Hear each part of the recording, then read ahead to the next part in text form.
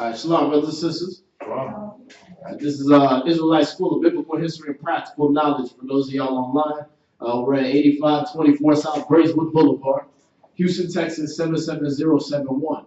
We got classes Monday and Wednesday from 7 to 10 p.m., Friday from 9 to 11:30 p.m., and then Saturday we do class 12 to 3 p.m., all right, noon to 3. All right, and that's our Sabbath class where we do the Sabbath ceremony, we do the anointing. So y'all definitely want to be able to attend class if you're in the Houston area, so that you can get it to be a part of that Sabbath class. And if you want to get anointed, feel free to join us. If y'all got any questions during the course of the class, go ahead and hit me up at 832-941-2443. I'll say that one more time. 832-941-2443. All right, you can text only, please. We're also watching the chat right there, the YouTube live chat. So if you can hit us up on there if you got questions that you want to address during the course of the class. All right. If you got any donations, we always say this. If you got any donations you want to make, we'll give you the account for the if you're giving any money or anything like that to help with the work of the Most High, to help keep the school up and keep the rent paid and everything like that. That's cool. You can give that to this account number right here. It's 101-580-6167. It's a Wells Fargo account under Israelite School of Biblical History. And once again, I'm going to say that one more time a little slower. 101-580-6167. All right? And that's if you've got any other donations, you want to give books, notepads, pens, encyclopedias, anything like that. Anything that's going to help in that educational process. Loudspeakers, we need that for when we go street teaching. Anything you can give, anything that you can donate, your time. If you want to give yourself and come with us and come street speak and hold signs and do whatever you got to do to get this word out, go ahead and hit us up at the email hiddentruth12@gmail.com. All right, hiddentruth12@gmail.com. All right, and you can also text either me or Priest Kazakia. The number should be popping up there on the page right there. We got a thing for that. All right, cool. So yeah, I'm gonna wait for that to kick over. If y'all got any questions or anything, we'll go ahead and address that in the chat. One thing we are going to go over as soon as I can make sure everybody's tuned in is we had some people questioning the doctrine of reincarnation. So that it's clear, so that it's very, very clear, we are not ever, you will never hear any priest of Israel say that you come back, that you die, and then you come back as a butterfly, as a rat, as a cockroach, as a fly on the wall. All right, we don't teach that you come back as some other entity. All right, you come back as a human being. If you were Israelite, you come back as an Israelite. You don't come back as a tree stump. You don't come back as a little bean sprout. All right, yeah, that's not how it works. It's not like that India, karma, whatever, shawarma type of stuff. All right, this is not that religious type of whatever Eastern philosophy, religion you thought you heard reincarnation from. All right, this is a practice that we've been known about since the beginning. We've been known that. When you read about Abraham sacrificing his son Isaac, Abraham knew Isaac would return. That's why it wasn't a problem. Y'all got to understand that. All right, that's scripture. We're going to go there too. I'm going to bring out some of these first. I just had to do a little lead up for you and get y'all ready for that. But hopefully we got the brothers and sisters that have that question. Hopefully we got them go ahead and view it online.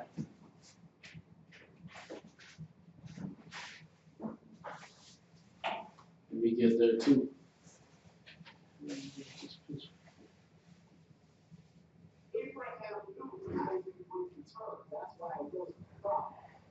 Okay, that's how long that takes.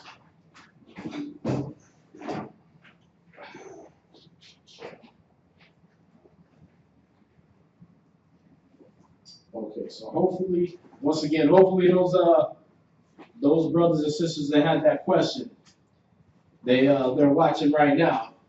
If not, we might have to reiterate. The title of the class is going to be, we do a part 2 of the fake Jews being exposed for who they really are. Because those people over there wearing the yarmulkes and all that, those are not the fake Jews as we went over last Monday. But we only got about a quarter of the way through the class. All right? For y'all in here, does anybody have any questions before we go into the reincarnation question? Because I want to make sure those people are online. What you got? Okay, so my question is on Matthew 6. All right, let's go there. Matthew chapter 6. Matthew 6 and 10. This is Matthew chapter 6, verse 10. So it's the Our Father prayer. Right? So you know when he says, let me get there.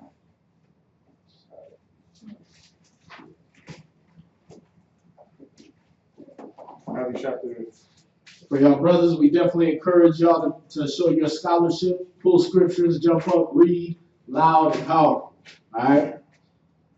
Okay, so this is Matthew chapter 6 and verse 10. Y'all with me? Y'all heard that? Come. All right. Go ahead. Thy kingdom come, thy will be done in earth as it is in heaven. Mm-hmm. So basically my question is this, because when you read through the scriptures, and I got a few of them written down, it talks about the will of the Most High, right? So are there different wills of the Most High? Like it says thy will be done in earth as it is in heaven. Mm-hmm. But then when you go, you can go to like 1 Peter 4 and 2, Peter 2 and 5, it talks about like this is the will of God. This is the will. So like even Paul, when he addressed some of his letters, he said, I'm an apostle by the will of God. Yeah, right? do you know what the will of anybody means? Like they say fire at will, right? Yeah, you ever see that? It's like a predestination or a okay. It's when you want to. When you see them commanding the army, fire at will, right? Right. That means go ahead and just shoot shots off as much as you want to and when you want to. You understand? Then they tell them to stop. Then they got to tell them to stop, right? Right. But sometimes they just tell them fire. That just means they fire one time. They say fire at will, they keep going. The will of the Most High is whatever He wants. So if He says this is the will of the Most High that you keep His commandments, well, that's His will. That's what He wants you to do. Okay, so I guess then my question is, what will was He speaking of here? Anything that the Most High wants done in this earth, which is going to be His 613 laws, statutes, and commandments that He gave for us to maintain this earth and maintain ourselves in the earth. All right? Right. And then, like you said, when Christ was going up to the mountain, He said, if it be your will, take this cup from me, right? Right. He said, but nevertheless, not my will, right? Right. Which means not what I want, but thy will be done. Meaning, what you want in this situation, that's what needs to be done. That's what's best. That's why He's saying here, thy kingdom come, thy will be done in earth as it is in heaven. He wants the things that the Most High would want done in heaven, right, to be done here on this earth. Right. Like it used to be. You understand? Because it used to be done up there first. right, in the same way as it was down here. The way He set up the law, the way He set up the tabernacle was a figure as it is up there. You understand? And you can read that in Hebrews, let's see, I think it's 10. Hebrews 10 and 36. About those things being a figure. Yeah, 10. You just start at verse 1. For the law having a shadow of good things to come, right? Wait. Yeah, Hebrews 10 and 1. So there's that, but no. You might have to start at 9. Yeah. Yeah, you start at 9. Hebrews chapter 10 and verse 9. No, chapter 9. Oh, chapter 9. Right. And verse 1. So you would read through that, you will see that those things that He established for the earth, the way He established the earth to run, will be the same way that He would run it in heaven. You understand? So, okay.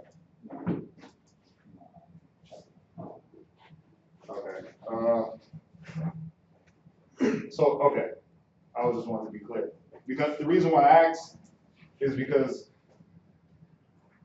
this is Christ was telling us it was a specific, he was giving us like specific instructions, right? On how to pray. So, right? Oh, right there, yeah. Right here, right. But just so I'm clear, he wasn't given, like, what it says, that kingdom come, I will be done. It wasn't a specific, at this time, a specific will. He's just saying the will of the Most High, whatever it may be, needs to be done. Right. It's just like I said when he did that prayer and said, nevertheless, not my will, but thy will be done. Right. All right. The same thing he wants us to be praying in that prayer.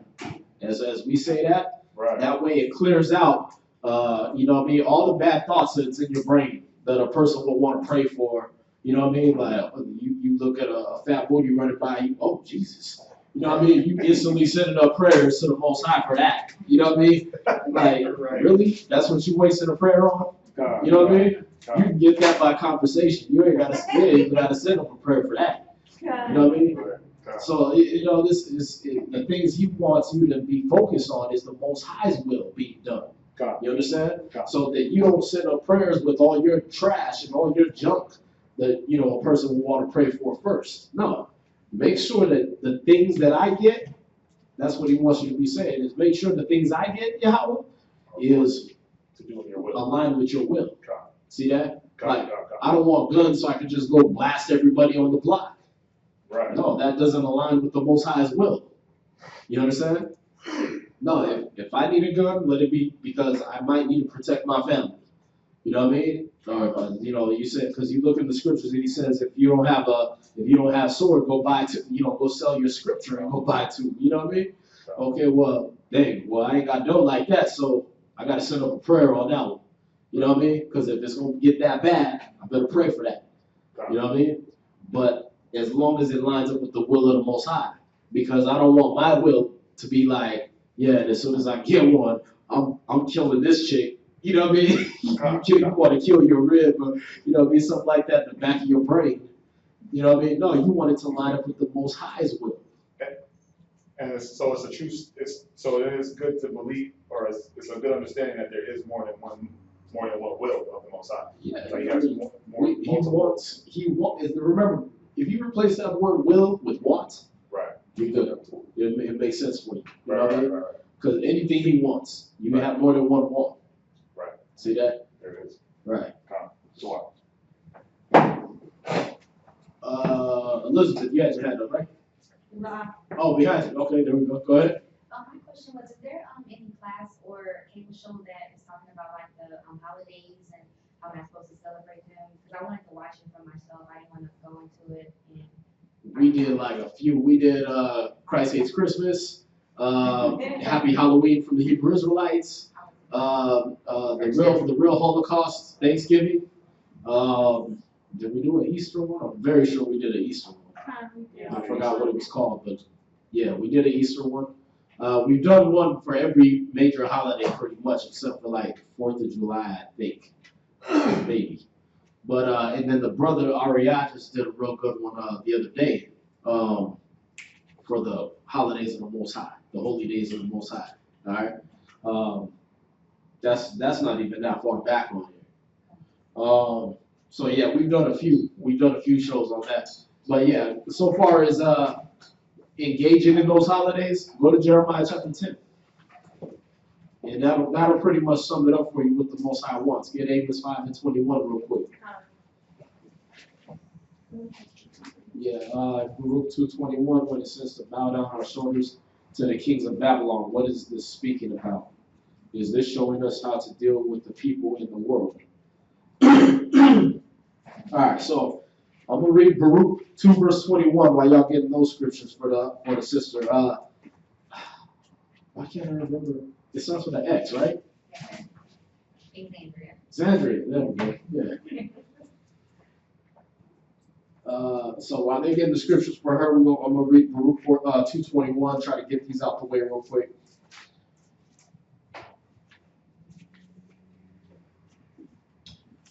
Baruch 2:21 says,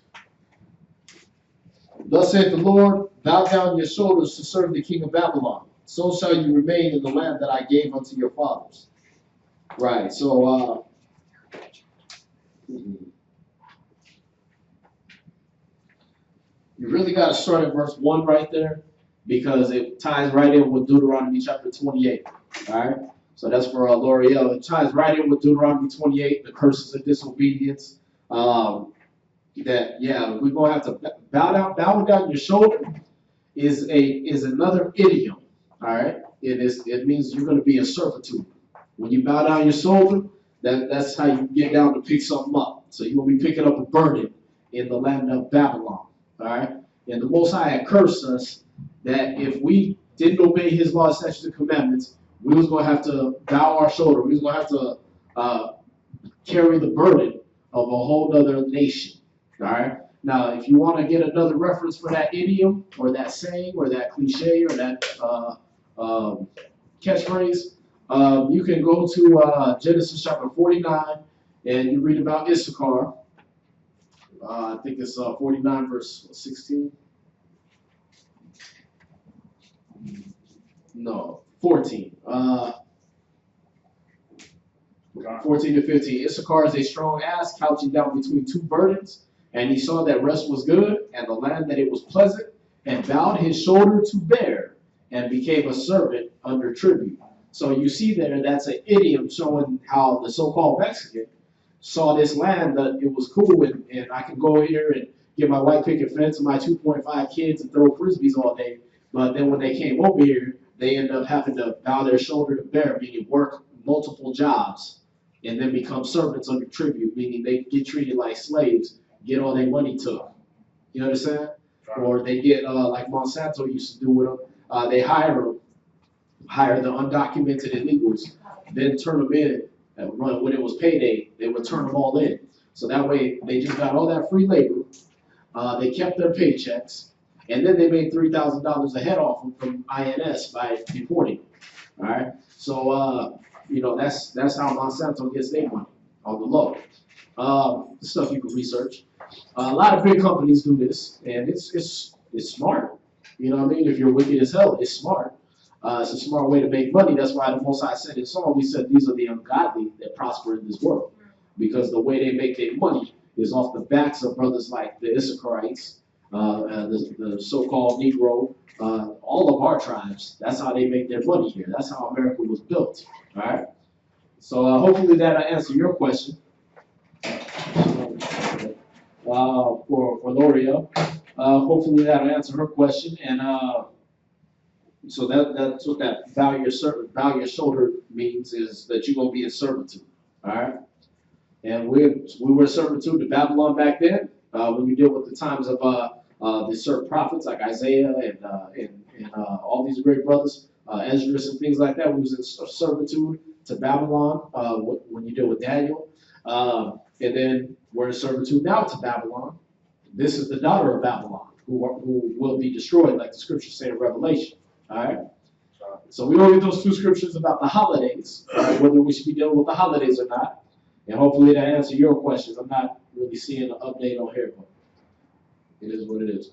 What you got? Jeremiah chapter 10, verse 1. Read that.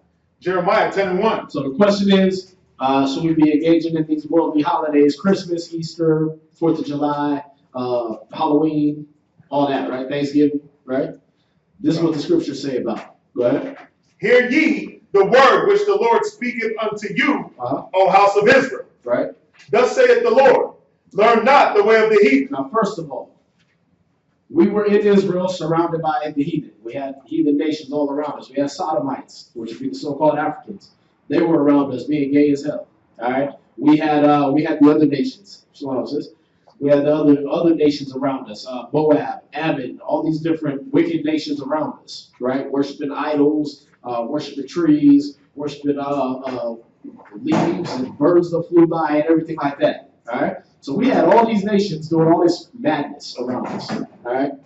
And so the Most High told us in that land not to learn the way of the heathen. A heathen is any nation outside of Israel.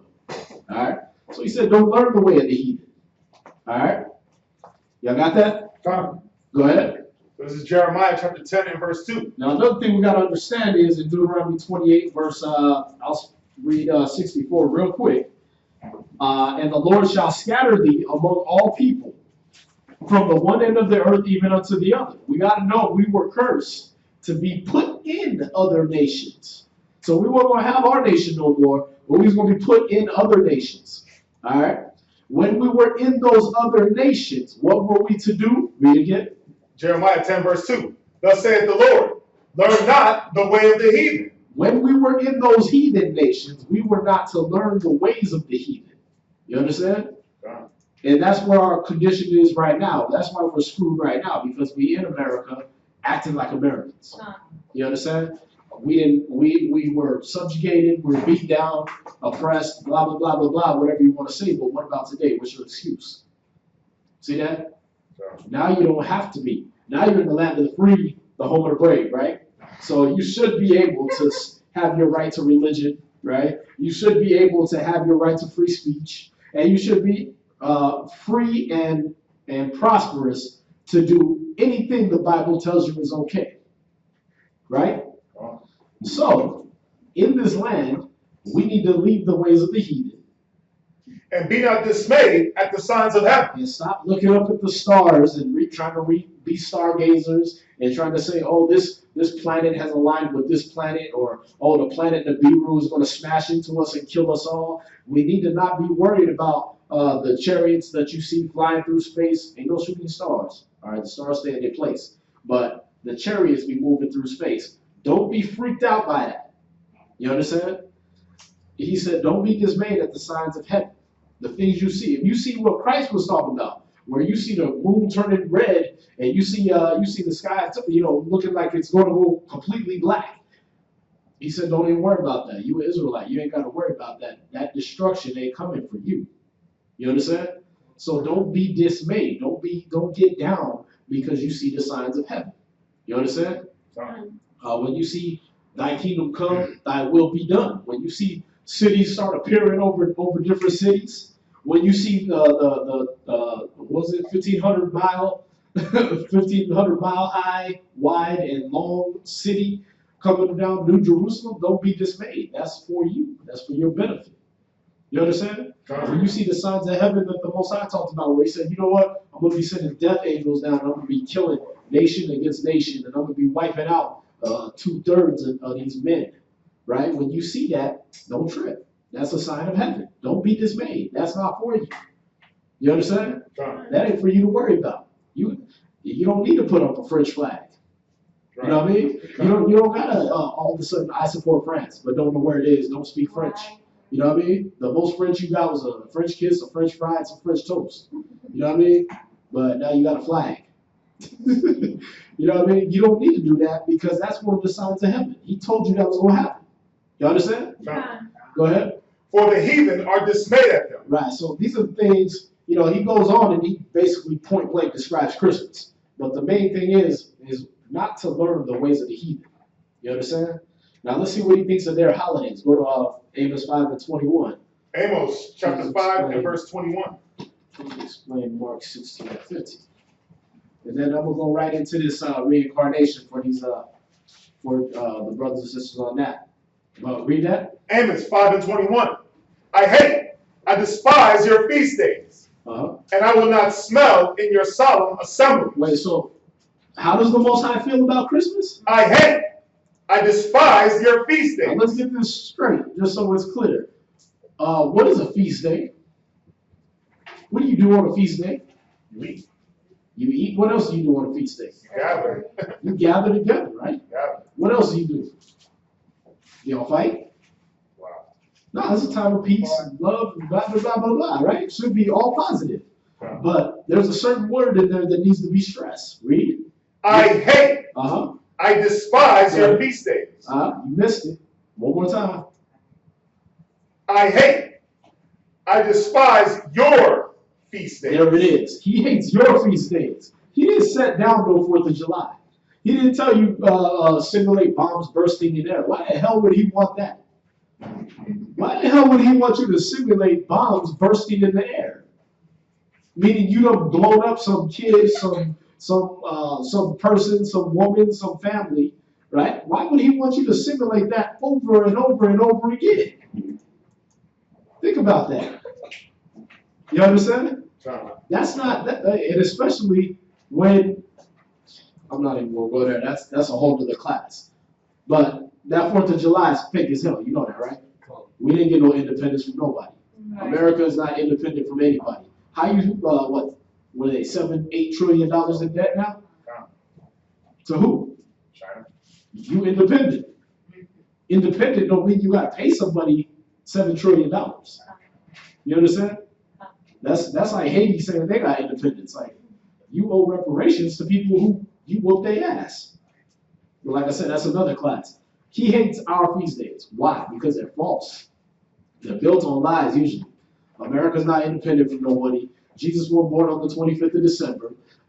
There ain't no bunnies running around laying eggs, right? The Native Americans, right, were not being celebrated at the time of Thanksgiving.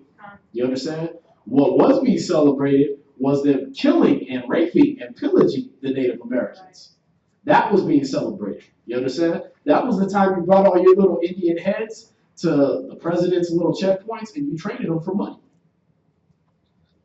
You understand?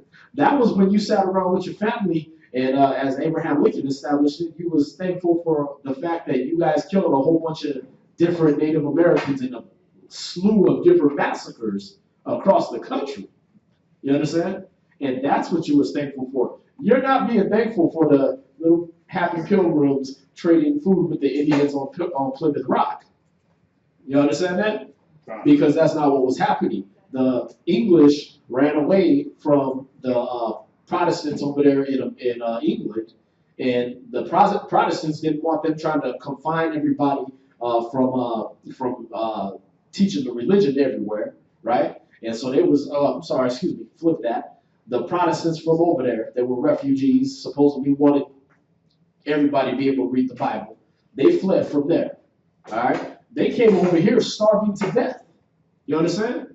Since Europe didn't have no natural resources, they didn't even know how to grow food. So when they got here, the Native Americans gracefully came over and was feeding them. So all the food was coming from this side. You understand? Given to these pale, half-dead white people that was coming off the boats. All right, most of them, at least 2/3 of them, got wiped out by dysentery and disease on the boats because they couldn't even clean themselves. You understand? Then they came over here, and the Native Americans, continued with the education that we was giving them over in Europe in the 1300s, which was, here's some soap and water, put them together, use it. You understand? Here's some seeds, you put it in the ground and then things grow out of it. You understand? So they didn't even know what the hell to do when they came over here. They was actually planting the little bit of seeds they did have from the little bit of food they did have on rocks. You understand? They didn't know what to do. So that's the origin of Thanksgiving. So now you know the truth about it, but you've been celebrating a lie about it. That's why he hates your feast days. Y'all get it? Because he don't want to see his people that he loves celebrating a bunch of lies that ain't even dedicated to him. Y'all see that? And that far removes them from their own identity. Because we don't even know who we are, but we're going to celebrate a white man's holiday. That don't make sense. See that? You can't even teach your kids what their nationality is, but you're going to celebrate America's independence. That doesn't make no sense to the Most High. Y'all see that? That's why in Jeremiah 2:14, he said, are you a servant? Are you a homeborn slave? Like, why y'all acting like house niggas? That's exactly what a homeborn slave is. You a house nigga. Why are you acting like that? What's your problem? Y'all see that? Why are you teaching your kids that they should love the person that put you in slavery for 400 plus years? Why are you teaching them that? Why are you teaching them to celebrate their holidays, but you ain't telling them to celebrate the commandments of the Most High or the holy days that I established back in the day? Why is that? Y'all see that? Now, you finished Amos? Right? So he despises our feast days. See that? He goes on and says he's not going to smell in our solemn assemblies. He don't care if you get together and start, kumbaya and jingle bells in yourself into hell. He don't care about that. You understand? All right. Let's see. Mark 16 and 15. They said, Mark 16 and 15. Please explain that. And he said unto them, go you into all the world and preach the gospel to every creature. Once again, you got to go back to Deuteronomy chapter 28 and verse 64. We were scattered into all nations on the face of the earth.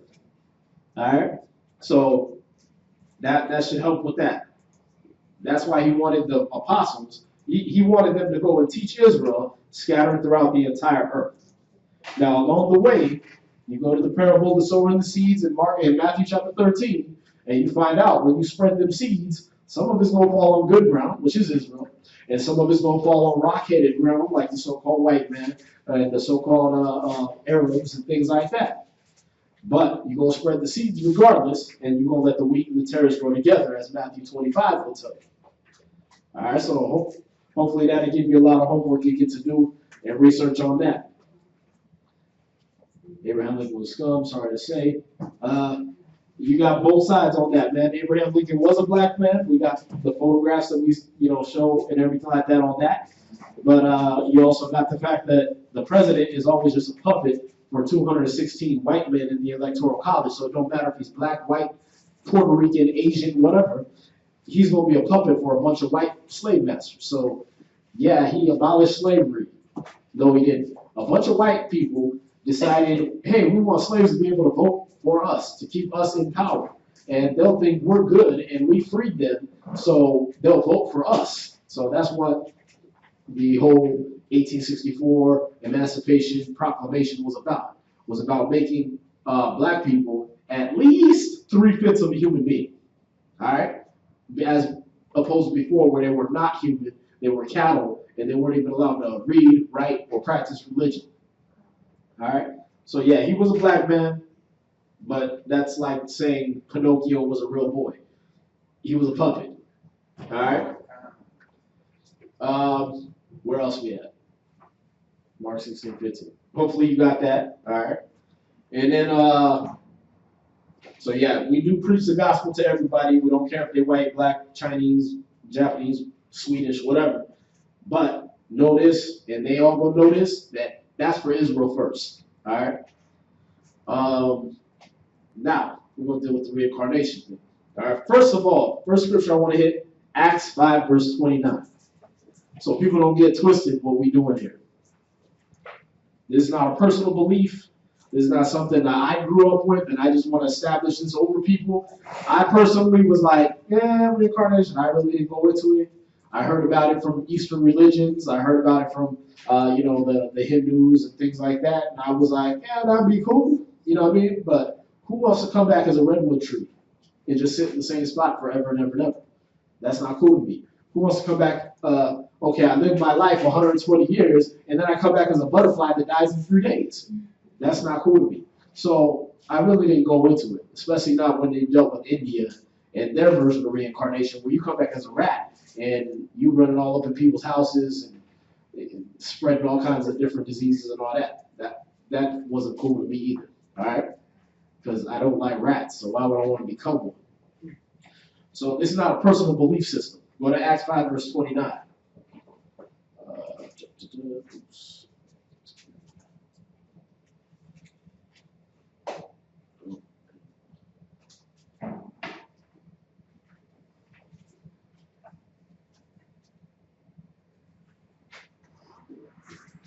Who got that? Acts chapter 5, verse 29. Okay, read that. Then Peter and the other apostles answered and said, we ought to obey God rather than men. We ought to do what? Obey God rather than men. What should every Hebrew Israelite, man, woman, and child do? Obey God rather than men. Okay, so should we go off our own personal belief system? What should we do? Obey God rather than men. Should we decide that what Mama told me all my life, her coming out of slavery, that's the right way to go? Obey God rather than men. What the government says. obey God rather than men. Right. First of all, we got to obey the Most High rather than what man says. You understand? So when we go through these scriptures, we are going through scriptures, not personal opinions, not Time Magazine, what their article was about reincarnation. We don't give a damn. The scriptures tell you about reincarnation or that concept that you know as reincarnation. In the scriptures, it talks about the regeneration. And nobody had a problem with that. When you was in church and you was being a good little Christian and you was being a good little Catholic, Christ could say regeneration, regeneration, regeneration, and yeah, that's cool. But now that we know it, that that's actually reincarnation, now it's strange and foreign and mysterious. You know what I mean? It's like, nah, that's not to be believed in. It's all through the scriptures. Question?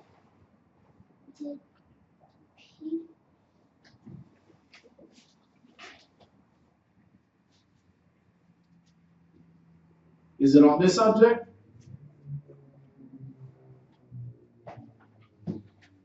Did people obey men than God? They started doing that. Yeah, when you read Mark chapter 7, verse 6 down, you find out that we started going into the traditions of men rather than dealing with the doctrine of the Most High in Christ. That's Mark chapter 7, verse 6 down. You might even start up a little higher, like Mark chapter 7 and 4 or something like that. No. Yeah, you start at 6 and you just go down a little bit. All right. So yeah, we started, Israel started doing it. We started doing that when we asked for a king over us. So that was way back in Saul's time. All right. We talking about 1,000 years before Christ was walking the earth. We had already, as soon as we got through the Red Sea, we started following man rather than the Most High. Like, Moses didn't part the Red Sea, right? Like, the Most High did that. Moses, we want food. Like, nigga, pray. Pray to the Most High. You know what I mean? That's where you get your food from. That's who parted the Red Sea. But Moses was constantly have to argue with these Negroes, West Indians, Haitians, all these people today, right? He was constantly have to argue with them to follow the Most High and stop following him and stop leaning on him. So since Moses' time, we've been following men. You understand? But we got to stop doing that and follow the scriptures. You understand?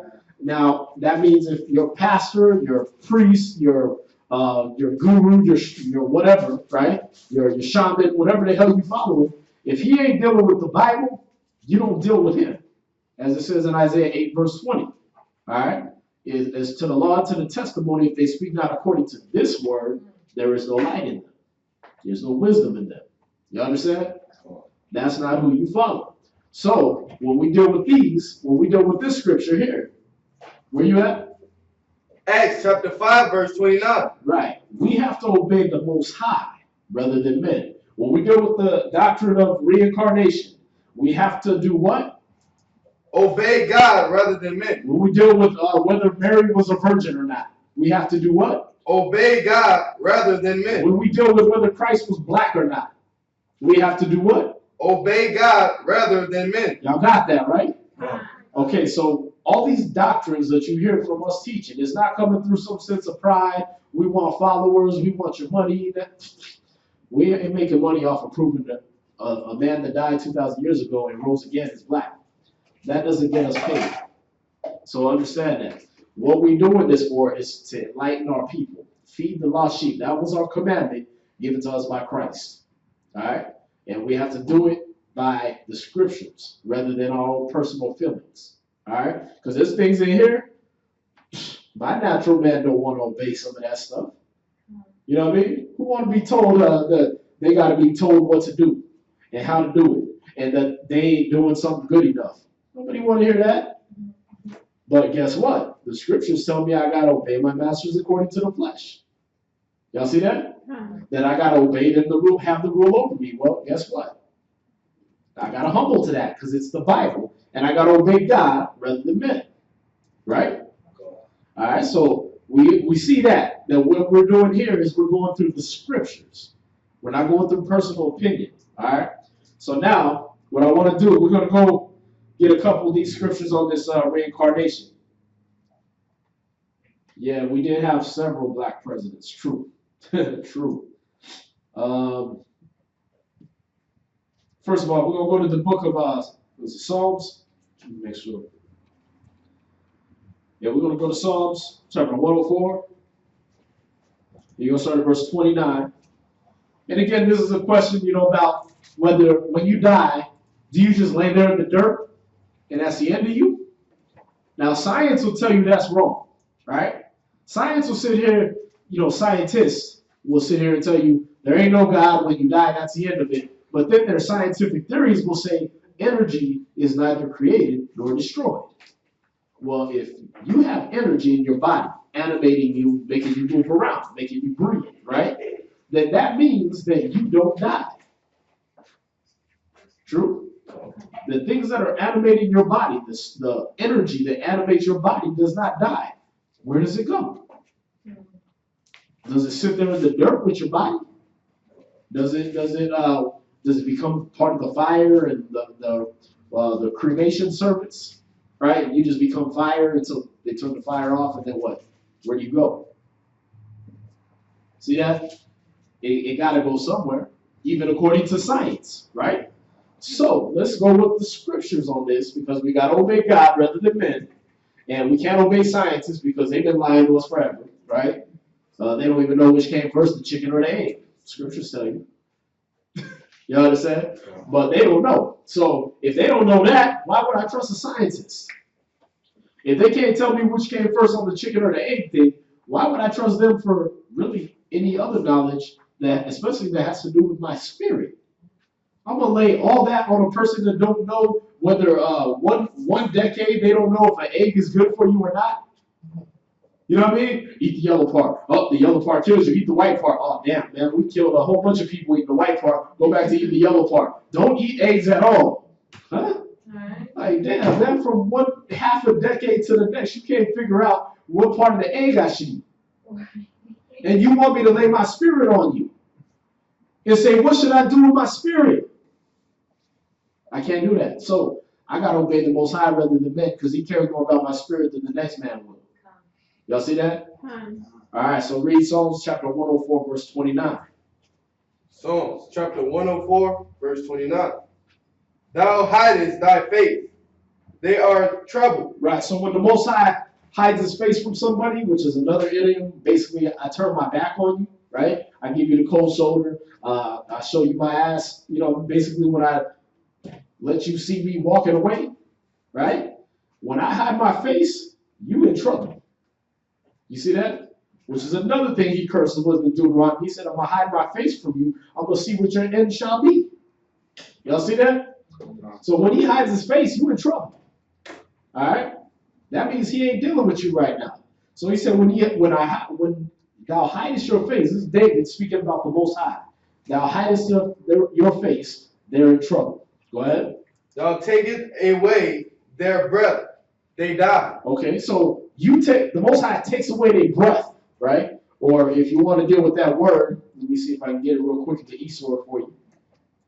Because I can bet you 1,000,000 to 1 it says rocha or napash. Well, let me get that real quick. You got to know the Hebrew. This is important. Psalms 104, verse 29, right? Y'all got to know the Hebrew when y'all dealing with these scriptures. Y'all got to get into that and study.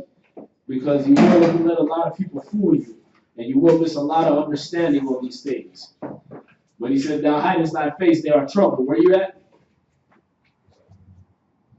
Where you at? Oh, Psalms chapter 104, verse 29. Uh-huh. Thou hidest thy face, they are troubled. Thou takest away their breath, they die. And like I said, you got rocha, okay? Rocha in the Hebrew means spirit. All right? So it also means breath. It also means wind.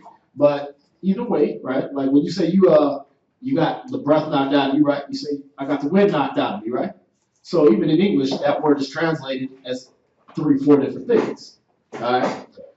Your rocha, all right, which is Ra, the character Ra, and then wa, and then cha.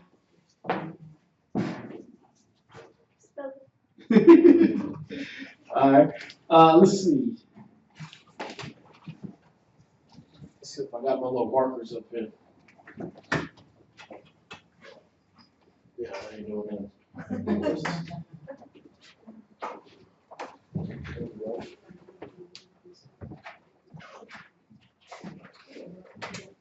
Hopefully this one works.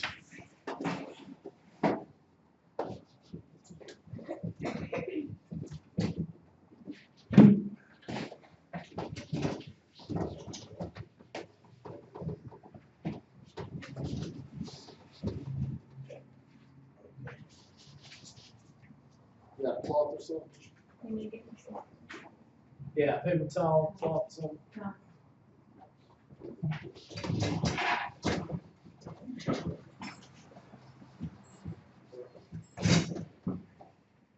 So again, we had yeah, you bring it up.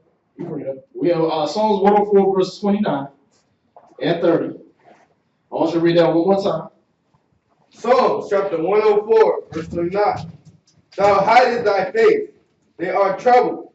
Thou takest away their breath, they die. Right. So he said, "Thou takest away that breath, they die." And that word in Hebrew, try to write it as big as possible. And this is ancient Hebrew I'm writing it in. When you see it in Assyrian, you're going to see it this way.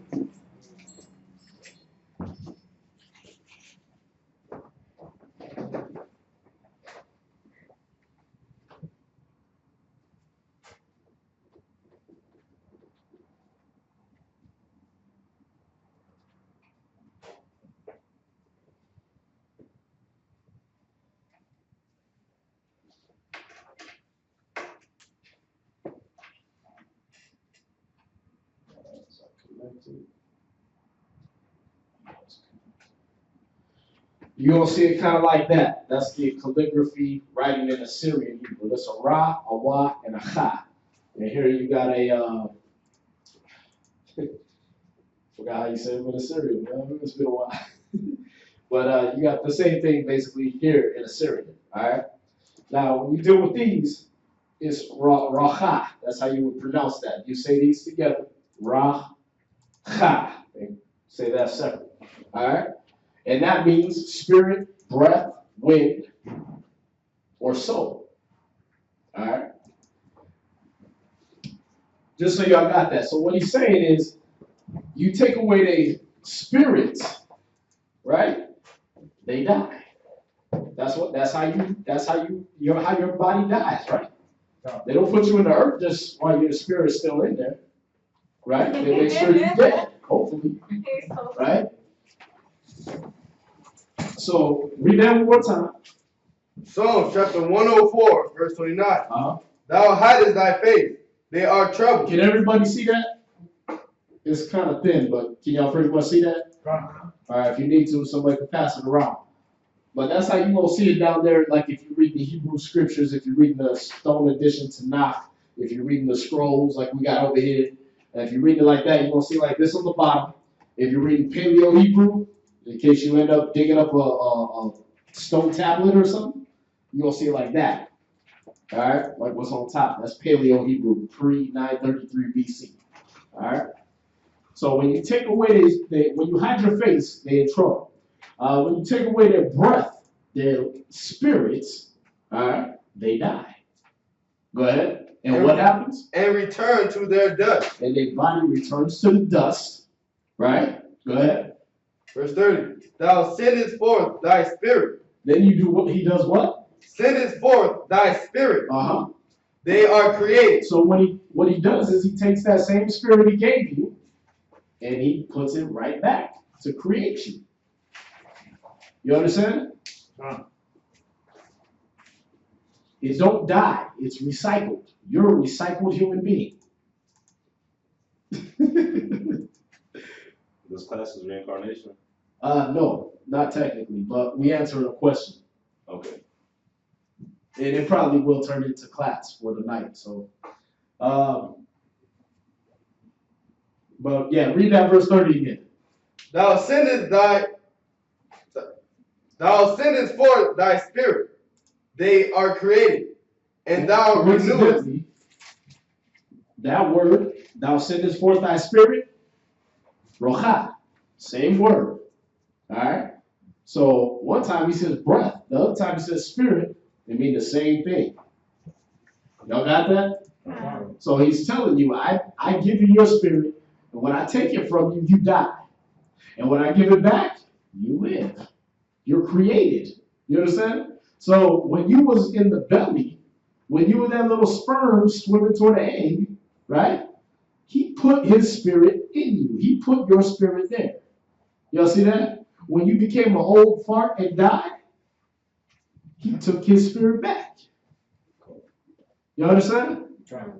If y'all want a good representation of that to even show your kids, watch the movie 9. It's called 9. That's it. It's called 9.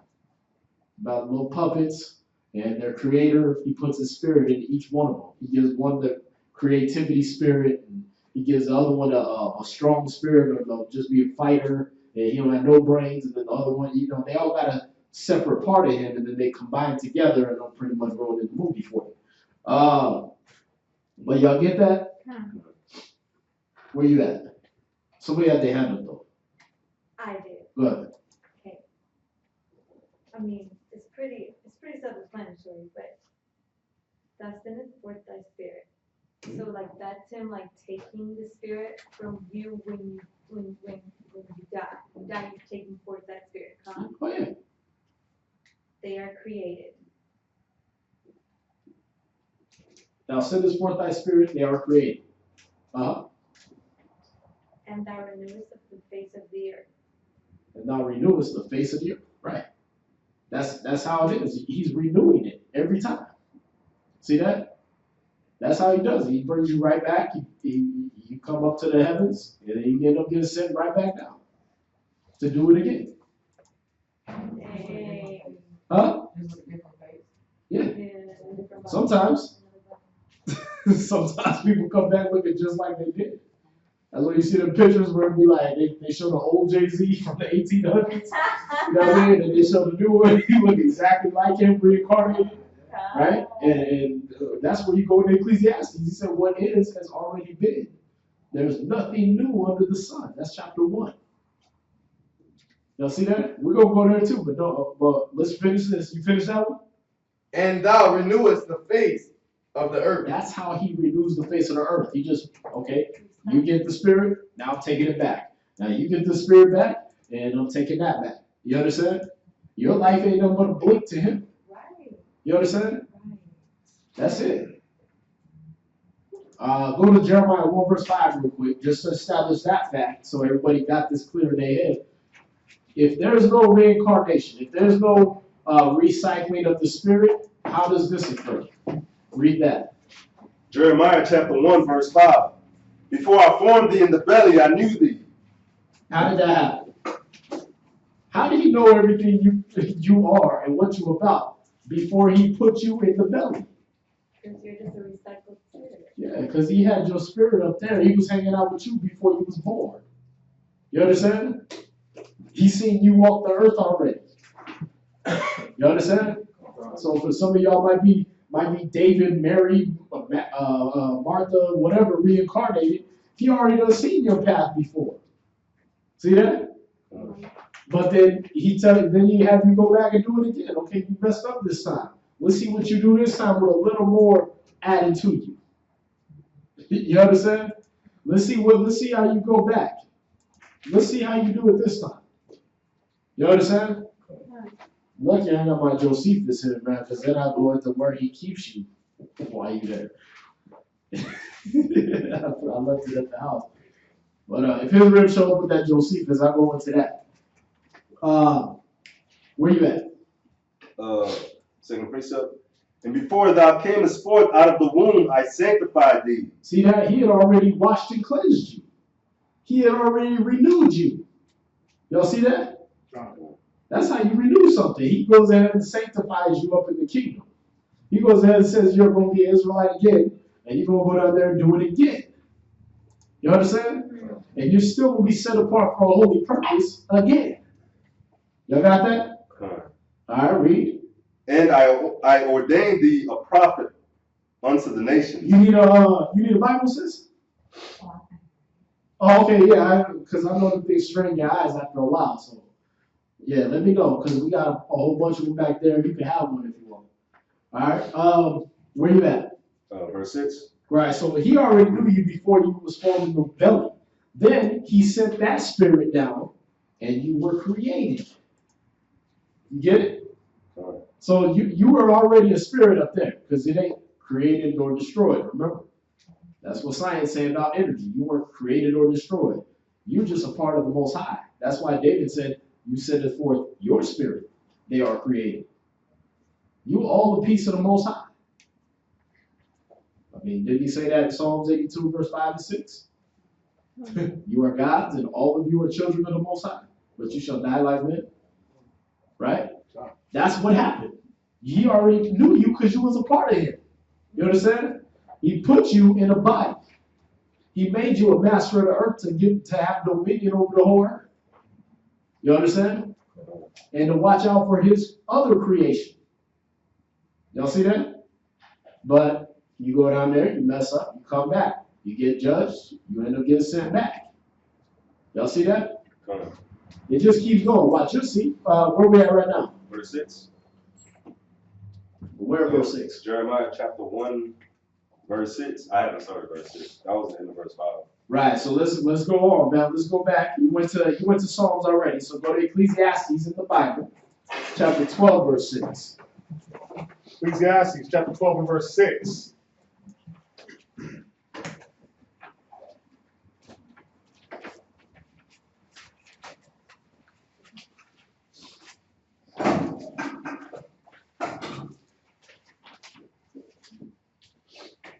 Ecclesiastes chapter 12 and verse 6.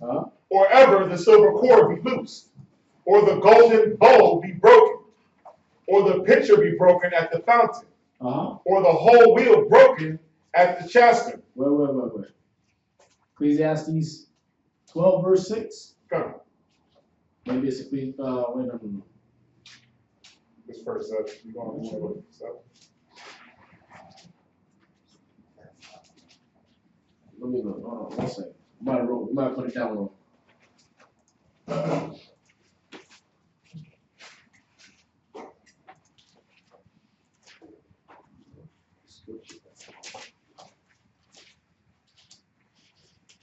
Ecclesiastes what? 12 verse what? 12 verse 6 and 7.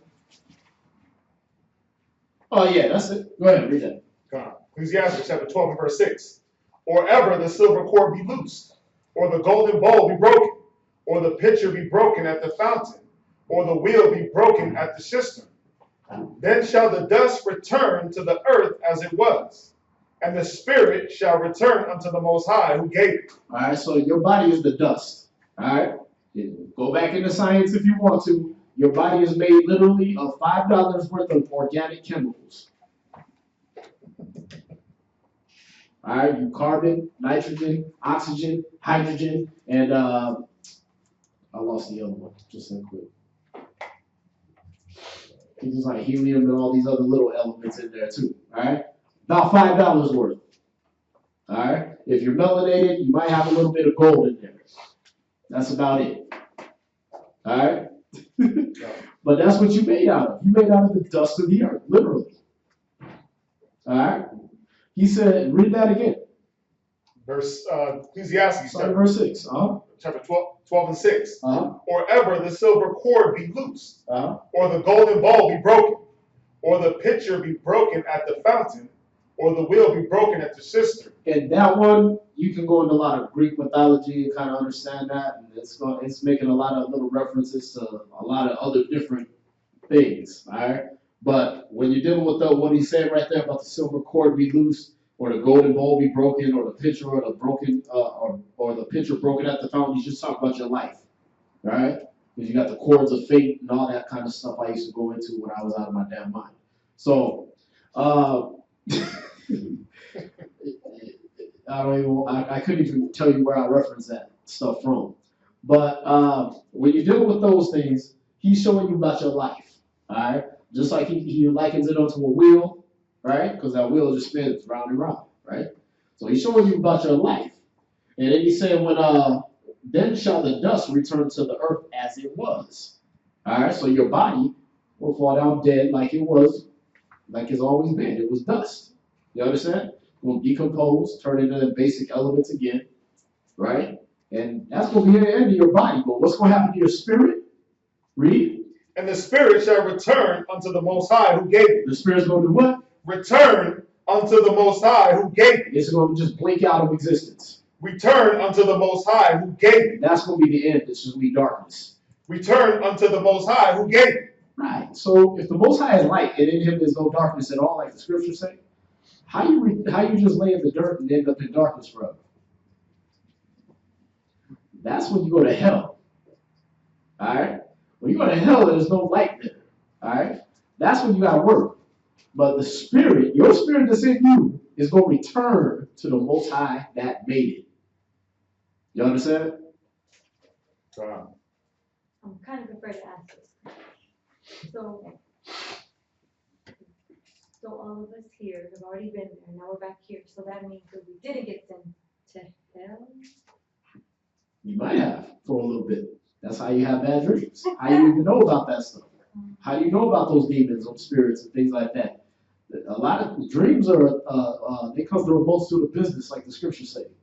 So a lot of times, remember, you ain't really invented nothing. What is has already been. Right. So when you have a dream, sometimes it's a memory.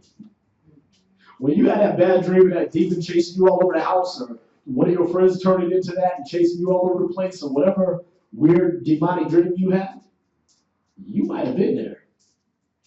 And that's why Job chapter 30 tells you the Most High speak once, yea, twice, and you ain't really perceiving what's going on. But he'll tell you in a dream to withdraw you from your purpose, because you're going down a path you already went down before that led you into hell. So when you say, We're going to go there. But go ahead. What? so when you say, when you have a bad dream and you have these visions of these demons or whatnot, can that also be the sleep paralysis? Like What they call sleep paralysis, Yeah, anything they put a nice scientific name on is more than likely a demon. Sleep paralysis is a demon that holds you down. Yeah. So when, let's say you have these little visitors, is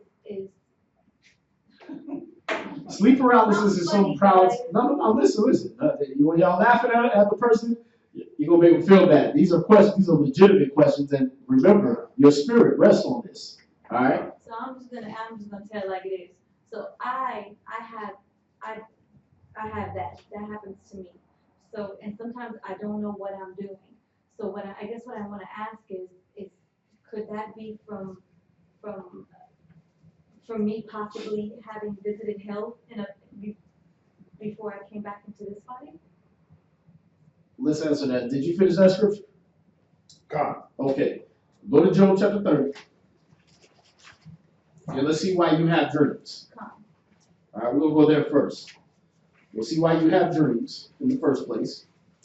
What's the purpose of them? I was kind of giving you the Reader's Digest version, but I want everybody to have this firmly set in their head. I think it's 33 verse 16, or is it 30 verse 16?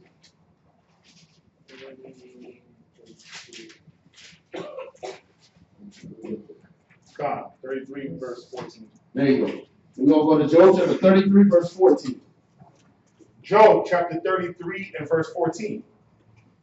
For the Most High speaketh once, yea, twice, yet man perceiveth not. The Most High will speak once to you, and then speak twice to you, right? So he'll speak to you through the law, right? You read that, and I don't know if I buy that, right? I don't know if I'm going to obey that. Then he speaks twice to you through the prophets, like it says in Hebrews 1 and 2 and Hebrews 11 and 3, right? Then it tells you he spoke to us through the prophets, right? So he'll speak to you as some bum walk up to you and be like, hey, you need to stop playing with that Ouija board at home. Or hey, you need to stop looking at fat movies all the damn time.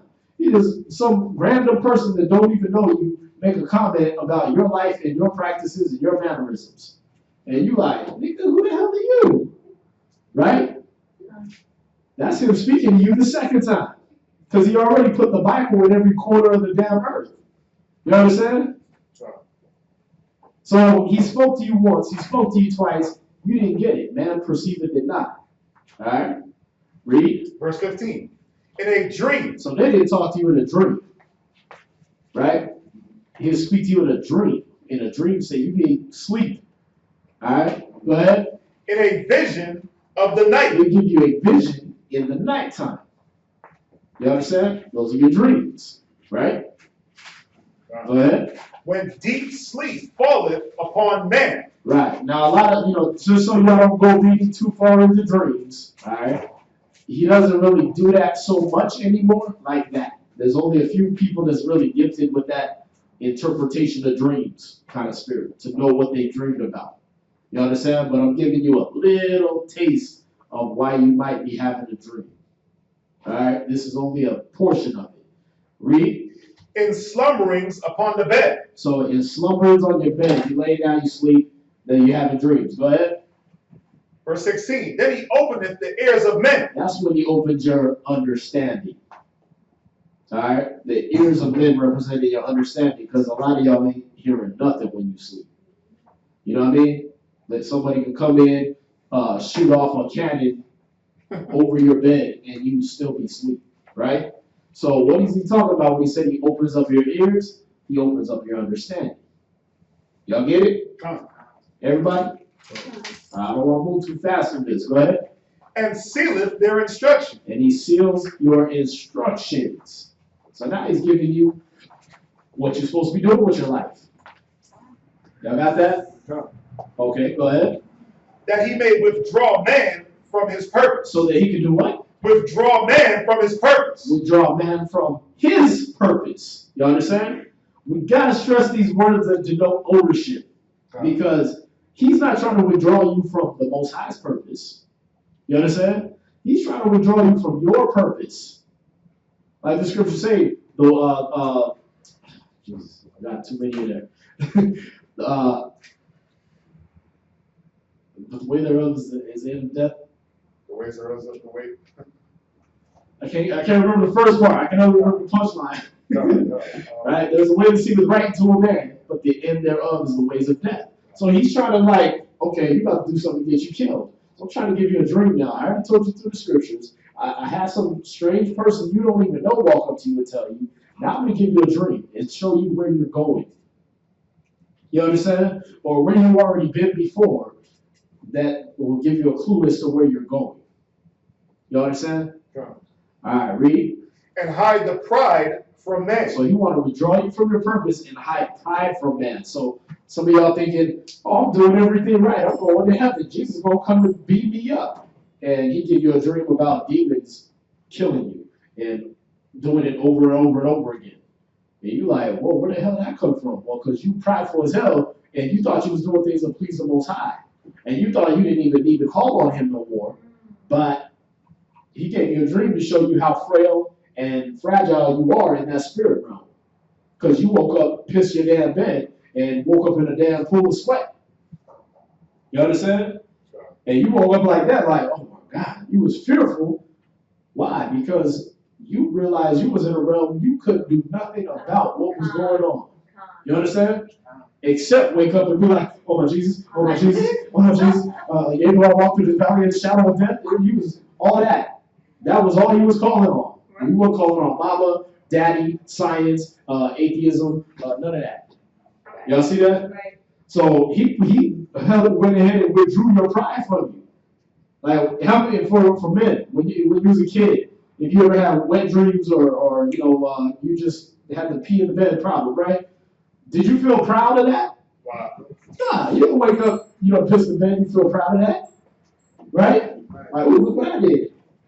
No, you like, oh, I gotta hide this. You know what I mean? You try to grab the sheets off, throw them in the wash before mom get them.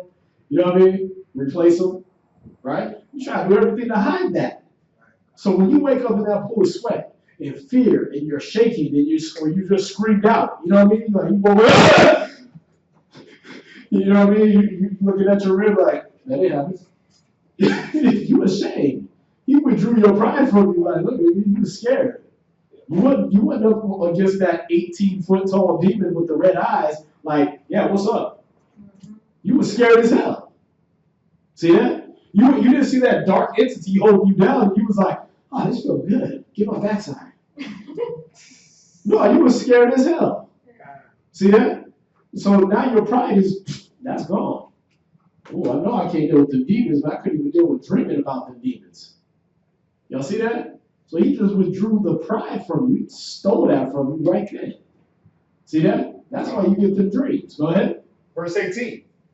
He keepeth back his soul from the pit. See, that's how he keeps your spirit from the pit, from hell. You understand?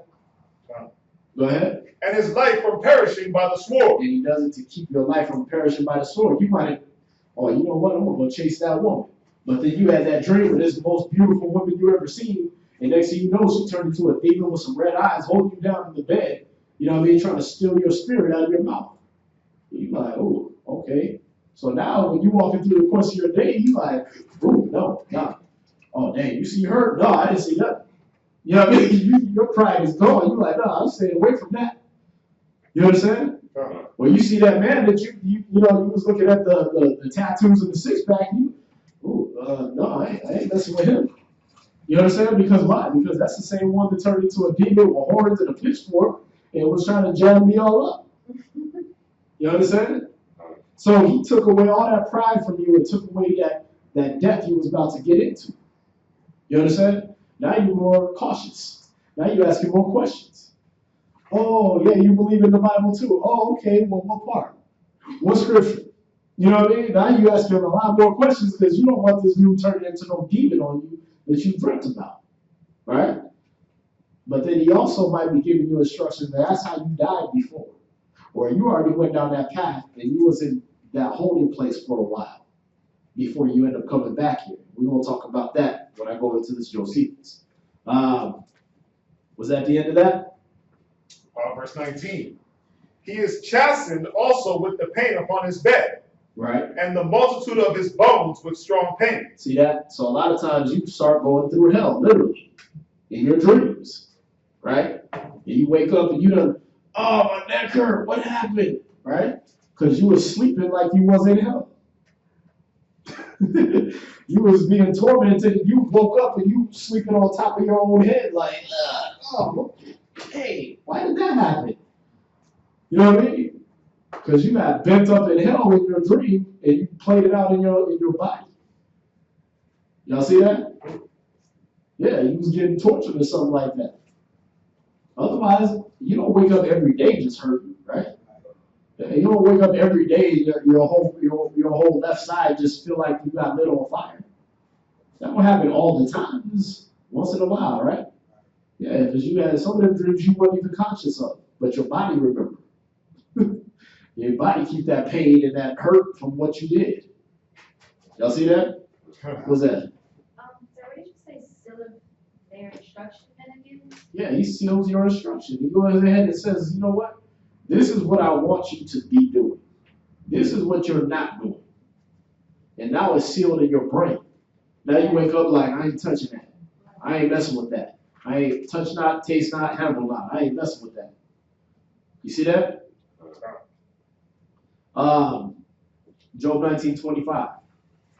So we go through this reincarnation showing that, yeah, at one point, you was already here before. Sometimes he shows you in your dream, your past life.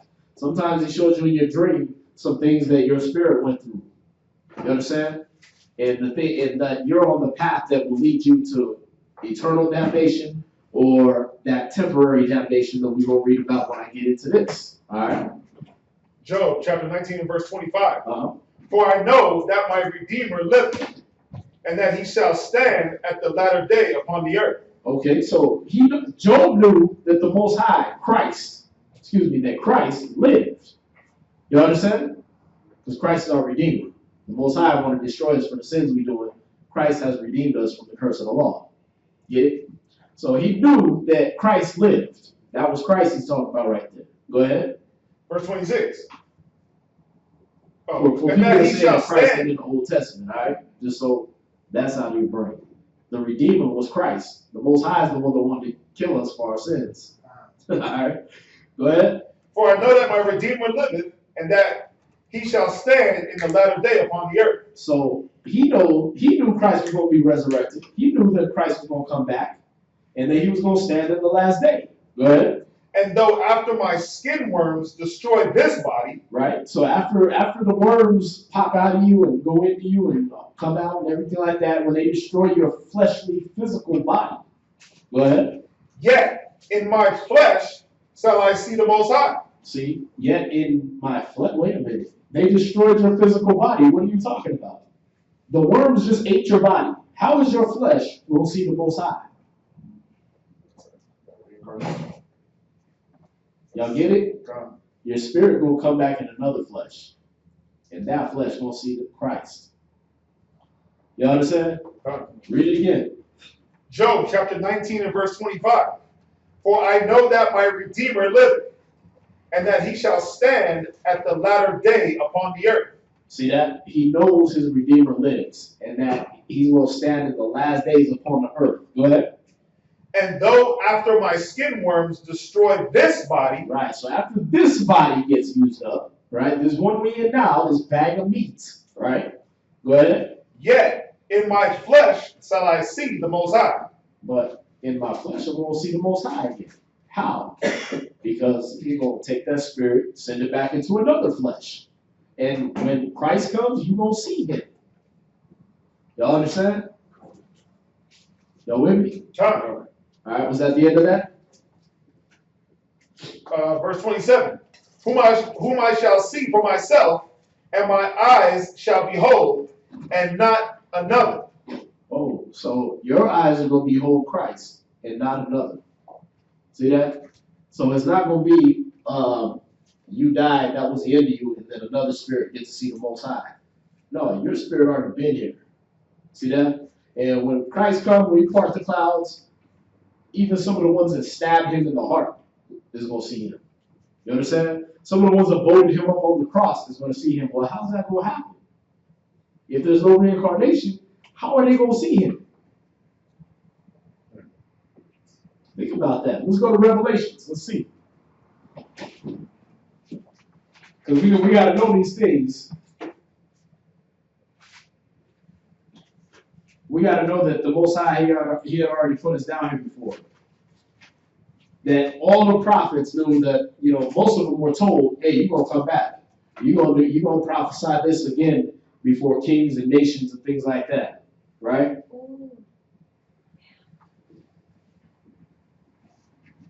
So let's go to Revelation chapter 1 and verse 7.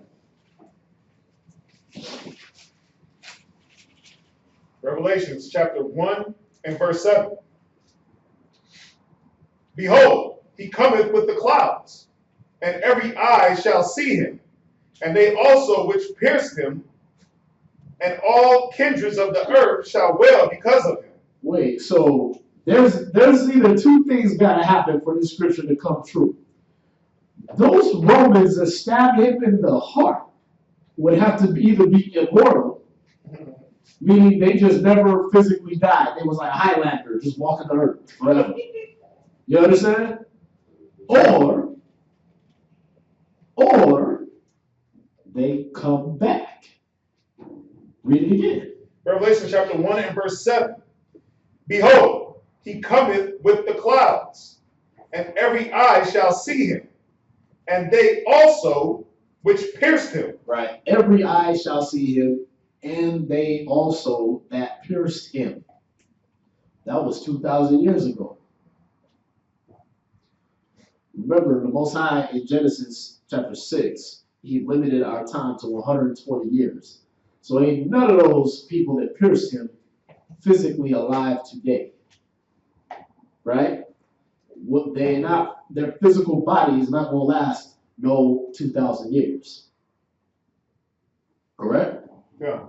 So, how are they that pierce him going to see him again? You got to take away their spirit, they die, and then send forth that spirit again so they can be created again. Y'all see that? Go to St. John chapter 19, verse 37. Start at verse 36. St. John chapter 19, verse 36. St. John chapter 19 and verse 36. St. John 19:36. For these things were done, that the scripture should be fulfilled. A bone of him shall not be broken. Right, so the things that was done to Christ, they were done so that the scriptures could be fulfilled about the Passover lamb, that not one bone of his shall be broken. All right? When you ate the Passover lamb, you cooked the whole thing. You didn't saw no pieces off. You didn't cut none up. You didn't buy it in the grocery store. It was the whole lamb with the inwards and everything. You just cooked it up. All right? Christ was that Passover lamb.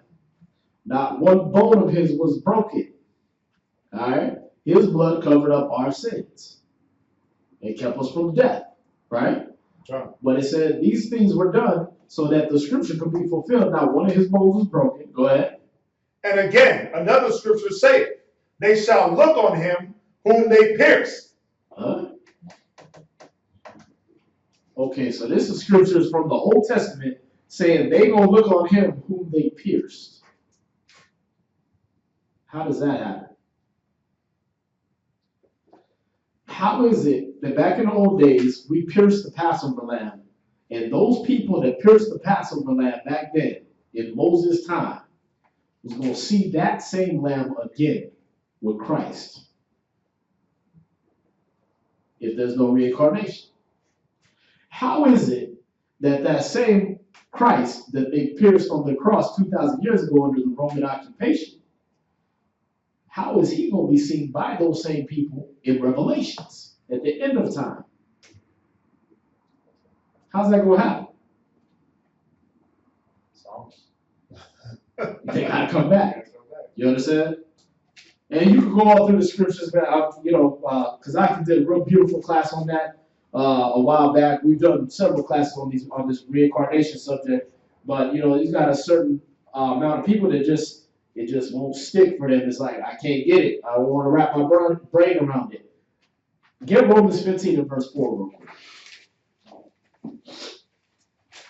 Because what you got to understand is if you deal with any other subject that's not this subject of reincarnation, you don't have hope.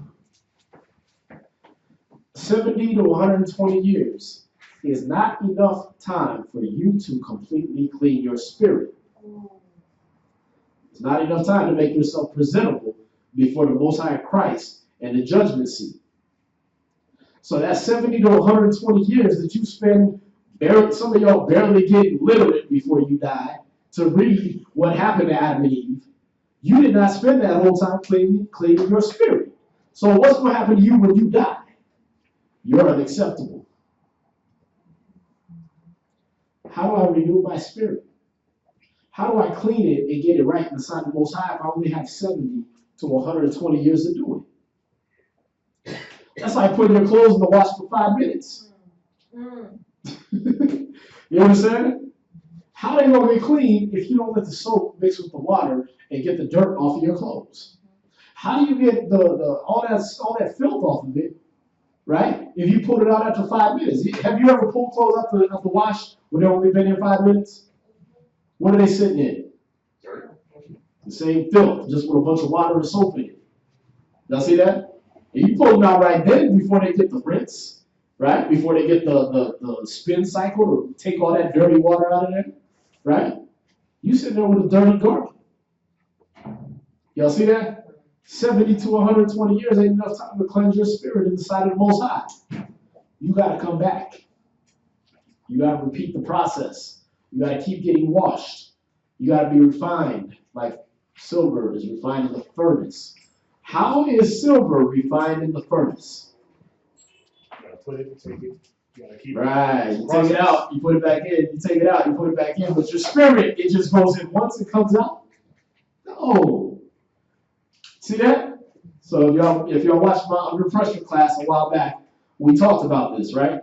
He's going to refine us as silver is refined in the furnace. That's a over and over process. You see that? It's not a one time you got the heat and you come out a magical mystical sword. That ain't how it works. All right? You go through over and over again. If this is getting too deep, let me know. We'll rewind. All right? But we on this subject of dealing with, reincarnation. I know some camps is like there ain't no reincarnation. Well, guess what? You're taking away hope from a lot of people. Because what that means is I die and that's it. I live, I screw up, I die, and that's all I got. Then the judgment. That's pretty hopeless right there, right? That's pretty depressing right there. I'd be like, what? Why even bother? That's why all these people end up putting a gun in their mouth, right? It's like, well, that's it. If that's all I do is turn back into dirt, what the hell? Why suffer? This life ain't nothing but suffering and death, right? Why bother? If that's all there is, wait a minute. Okay, so at about the age of 18, roughly, all the fun and games is over, and I just go to work and work and work and work and die. Why bother? Like, what? So Walmart could get rich? So McDonald's could have another person say, do you want fries with that? That's why I'm going to live for 120 years? Stop. No, it got to be something to this life. Read Romans 15:4. Romans chapter 15, verse 4.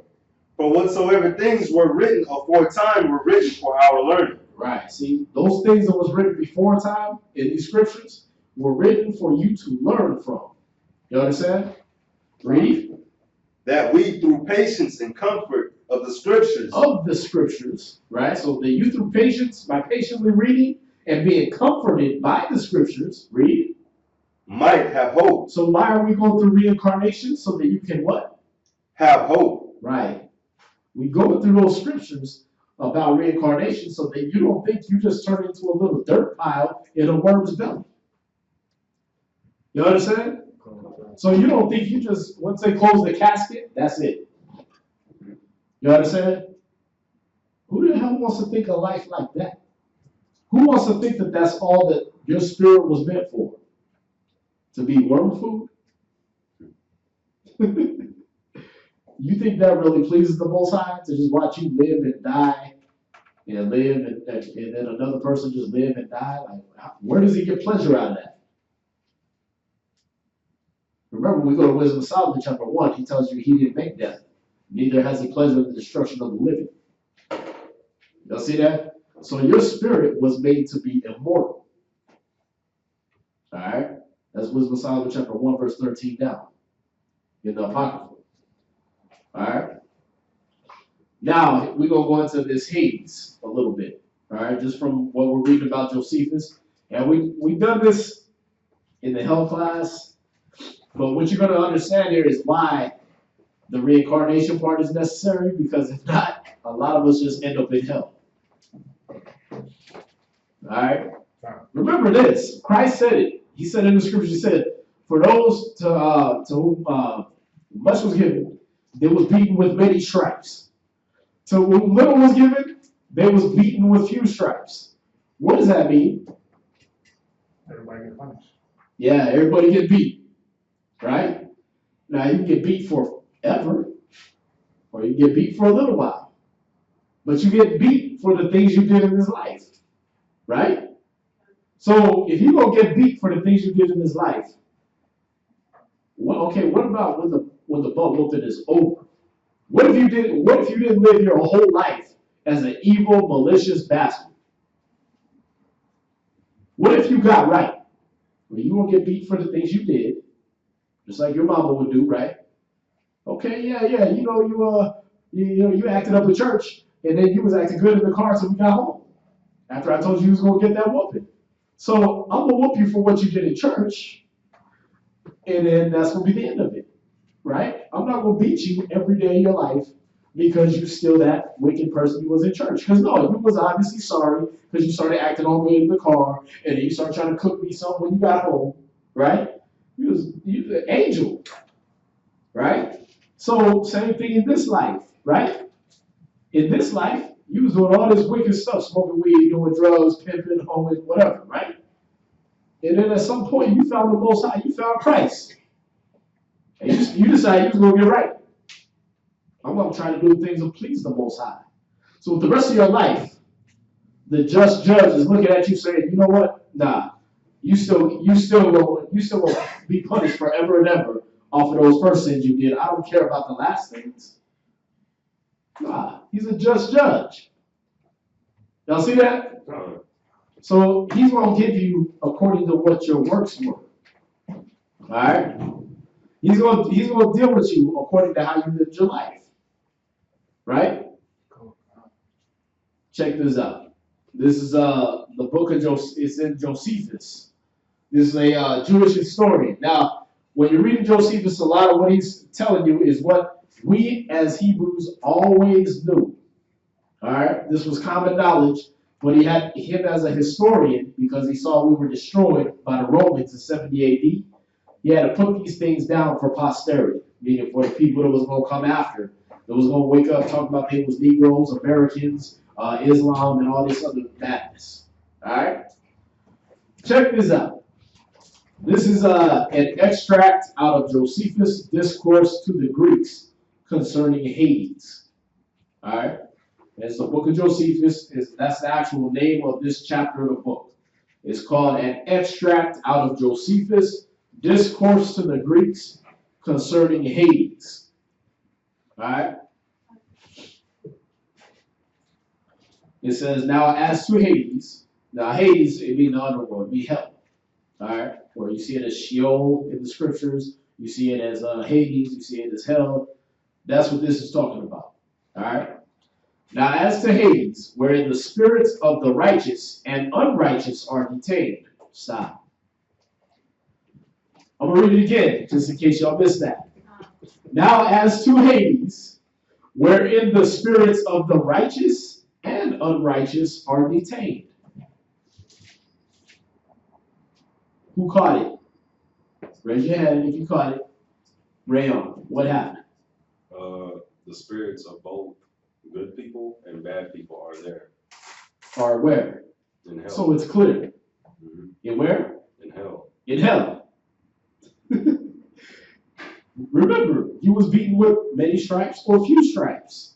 Correct? Where does that happen? You think they over there whipping people in the kingdom, in God's kingdom? In Abraham's bosom? You think that's where it's going on?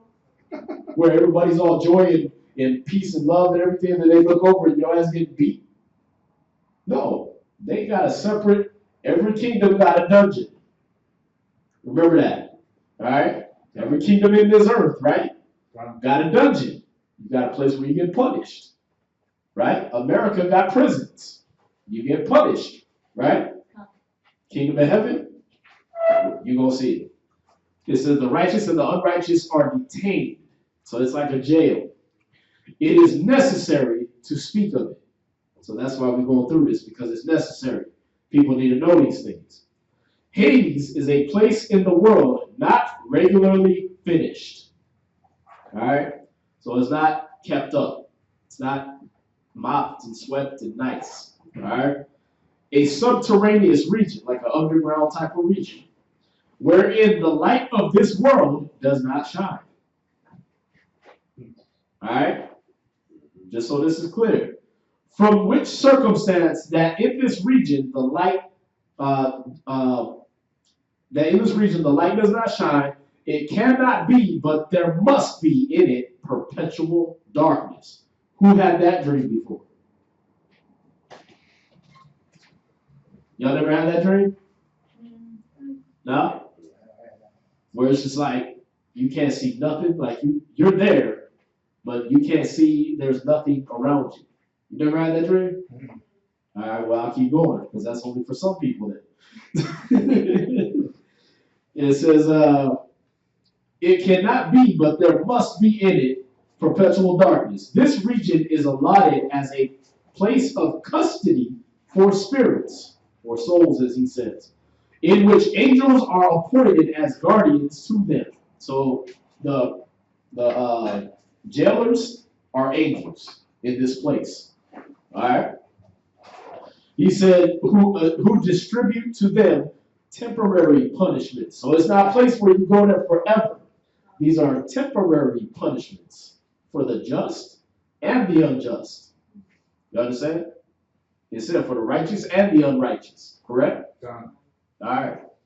It says, agreeable to everyone's behavior and manners. All right? So how you acted in this life is what you get punished for in Hades. All right? In this region, there is a certain place set apart as a lake of unquenchable fire. So you got Hades, and then you got hell. You got what you thought was hell when you went to Christian church, right? Where you thought, oh, he just judged you and throw you in the fire. No, you get punished in one part, and then there's another part where you go to hell, where you get burned with unquenchable fire. That's a whole other section. All right, that's another department. All right. He says, whereunto we suppose no one hath hitherto been cast. All right, so ain't nobody been to that part yet, really. You understand? There's only a few that have actually been to that part. Most people are in that detaining cell. I mean, clear. When you're in jail here on earth, right? When you get your sent, or when you get pulled over by the cops, and they find out you got a whole bunch of warrants, right? Do you go right to prison? No, you go to jail first, right? You go to the county, or you go to whatever little territorial jail they got, right? So you might go downtown and they put you in the little holding cell for a while, and you get punished there because you still having to bathe with other men or women, right? You still having to eat that crappy food they got in there, you know what I mean? And drink that water out of the damn toilet, you know what I mean? You still in that place, right? And then you go to the judge, right? Then after the judge gives you a sentence, where do you go? Go back to jail, right? And if the judge said you go to prison for X amount of years, they take you out of jail, put you in prison where the fire get turned up. You know what I mean? Where you can get raped and be sold for cigarettes and things like that, right? That's when you're in hell. All right, so just to equate the situation for you. And sometimes they just say, you know what, you're going to go back for another 2 days, and we're going to count that time served. So you go back to jail for 2 days, and you eat crappy food, and you deal with your little bit of commissary you might have, right? And that's how you live for a couple days. But you still get punished, right? Especially in American court system, they just like that. You know what I mean? Like, I'm here on a ticket that was paid off the first day I was in jail, but you got me here 3 days. Right? Why? Because that's what we want to do. You're going to learn not to do that again. Temporary punishment. As opposed to prison, which is long time. You understand? So in heaven, in the kingdom of heaven, you got jail and you got prison. You got Hades, and then you got the lake of unquenchable fire. All right? It says, but it is prepared for a day, a form determined by the Most High, in which one righteous sentence shall deservedly be passed upon all men. So there's going to be that final judgment. Y'all know that, right? Where after you've been recycled so many times, he's going to line you up before Christ. And you're going to be like, that one, lake of unquenchable fire. No more recycling. No more, you get to come back in a whole new body and try it all over again. No, I take your spirit and I put it in the lake of unquenchable fire forever and ever, where their worm dieth not, like Christ was talking about, right? Meaning your little wormy spirit will never die. It will just perpetually be tormented. If you ever get a fathom of what hell would be like, if you ever had pain when you was in a dream, then that's what hell is like. So if you have pain in a dream, that means your spirit felt something that never happened to you in your flesh. Y'all get that? Right. So it didn't happen in your flesh. How did you feel it? You felt it in your spirit. That means when you go to hell, your body is past, oh yeah, you don't feel nothing, no, your body doesn't, but your spirit is getting tormented. Your mind is being tormented forever and ever. And you feel it just like you feel in your body. When you feel something right now, right? If you were to stub your toe over that table, right? What registers it? Just your body or your brain? Right. See, you feel it in your mind. That's why sometimes you cry, right? You get hurt bad enough, you start pouring out tears. Well, wait, is that an emotional response? Did I consciously want to cry right then? Like if my puppy died or something? No. Your spirit felt that. It poured out tears out of your body. You understand? In hell, you go through that forever. You understand?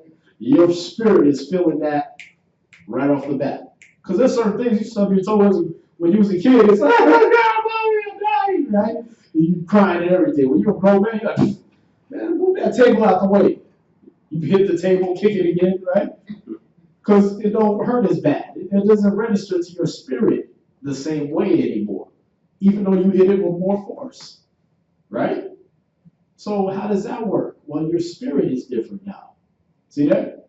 But in this place, you feel it in here. Your spirit never grows past the pain.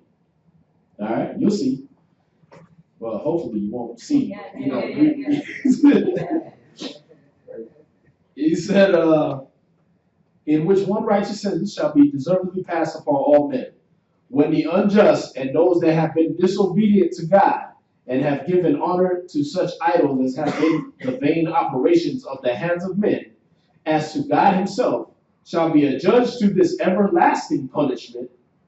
Right? So when you was doing idolatry and you worshiping money and drugs and cars and all that, these are the people that go to hell. All right? These are the people that gave their spirit, that committed homosexual acts, killed somebody, murdered people, raped people, did all these things in the name of money, gold, and drugs. All right? That's where they end up. He said, these are going to be an everlasting punishment, as having been the causes of defilement. See, when you do those things, you're the cause of defilement. You make other people want to do what you did. Y'all see that? So you defiling other people's spirits. Those people go to hell. They go to this lake of unquenchable fire. So when you have these dreams, and I'm going to keep going so you can understand some of y'all dreams, all right? When you have these dreams, that might be a life where you was in that place of temporary punishment. You might be flashing back like, oh, damn, they was holding me down.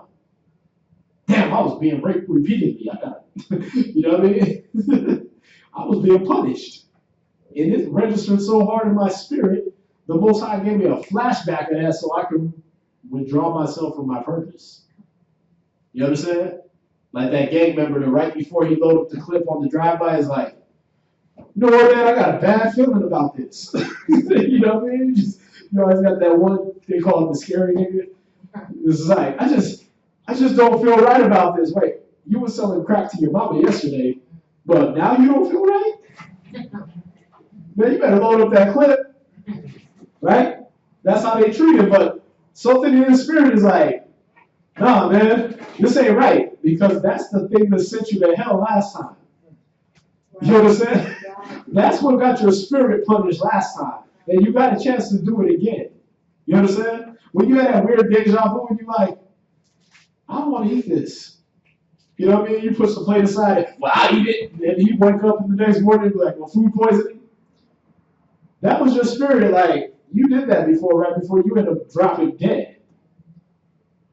You understand?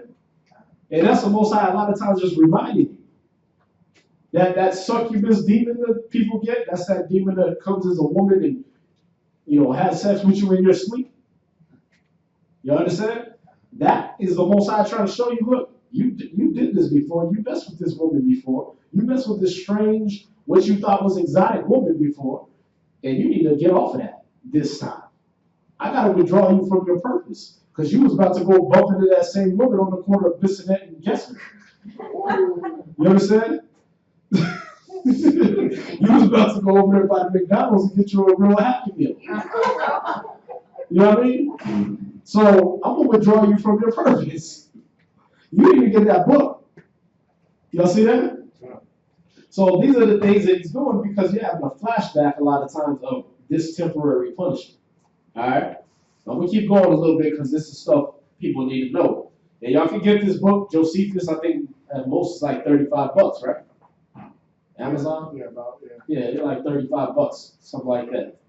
This will say 25. Let's see. All right, he said, while the just shall obtain an incorruptible and never fading kingdom. So after you get beat for the just, you end up getting an incorruptible and never fading kingdom. Y'all get that?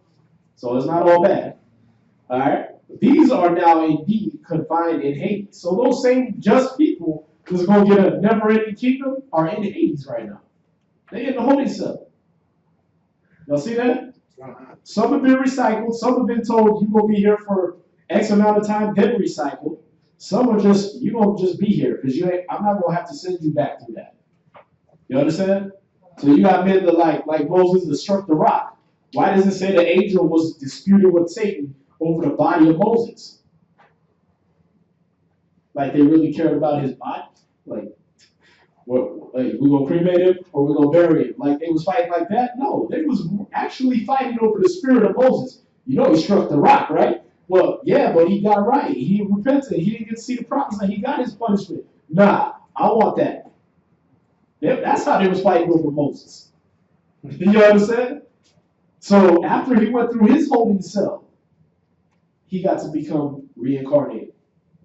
You understand? He got to come back.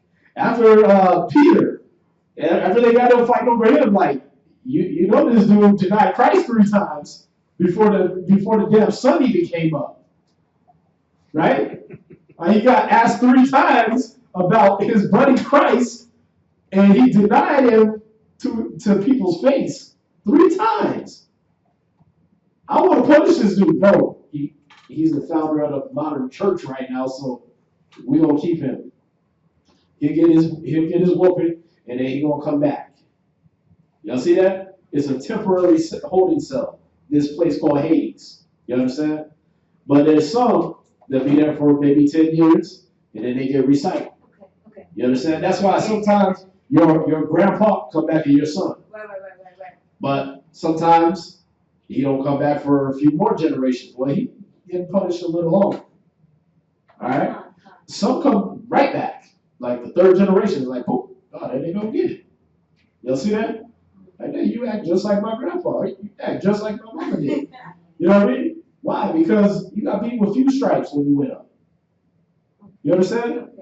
This is explaining this to you. It said the just get the incorruptible, never fading kingdom. These are now indeed confined in Hades, but not in the same place wherein the unjust are confined. Just like in jail, right? Remember I'm saying jail, not prison. That's after. Jail, you got the regular tank and you got the pump tank, right? You got the straight people and the gay people, right? Now, you get put in the pump tank, you with the nasty homos that's ready waiting for you to drop the soap, right? And you got the just side, where it's just parking tickets, got pulled over speeding, my girl called the cops on me and said I was beating her. I'm going to be here for a few days, right? If you ain't been in jail, just raise your hand and I'll find another analogy for you. Did you? Oh, but you get it, right? All right. So there's a separate place for each person. All right. It said that you're not confined in the same place. So he's not going to have you in Hades, right, sitting next to a homosexual. Y'all get that? He's not going to have you sit next to a murderer and all you did was you just were ignorant through your life. You know what I mean? You weren't taught the scriptures and you didn't know to follow the Most High. He ain't having you in the same place. You'll get beat with a few stripes. Then when you go back, you might get introduced to the scriptures that time. You understand? For there is one descent into this region, at whose gate we believe there stands an archangel with an host.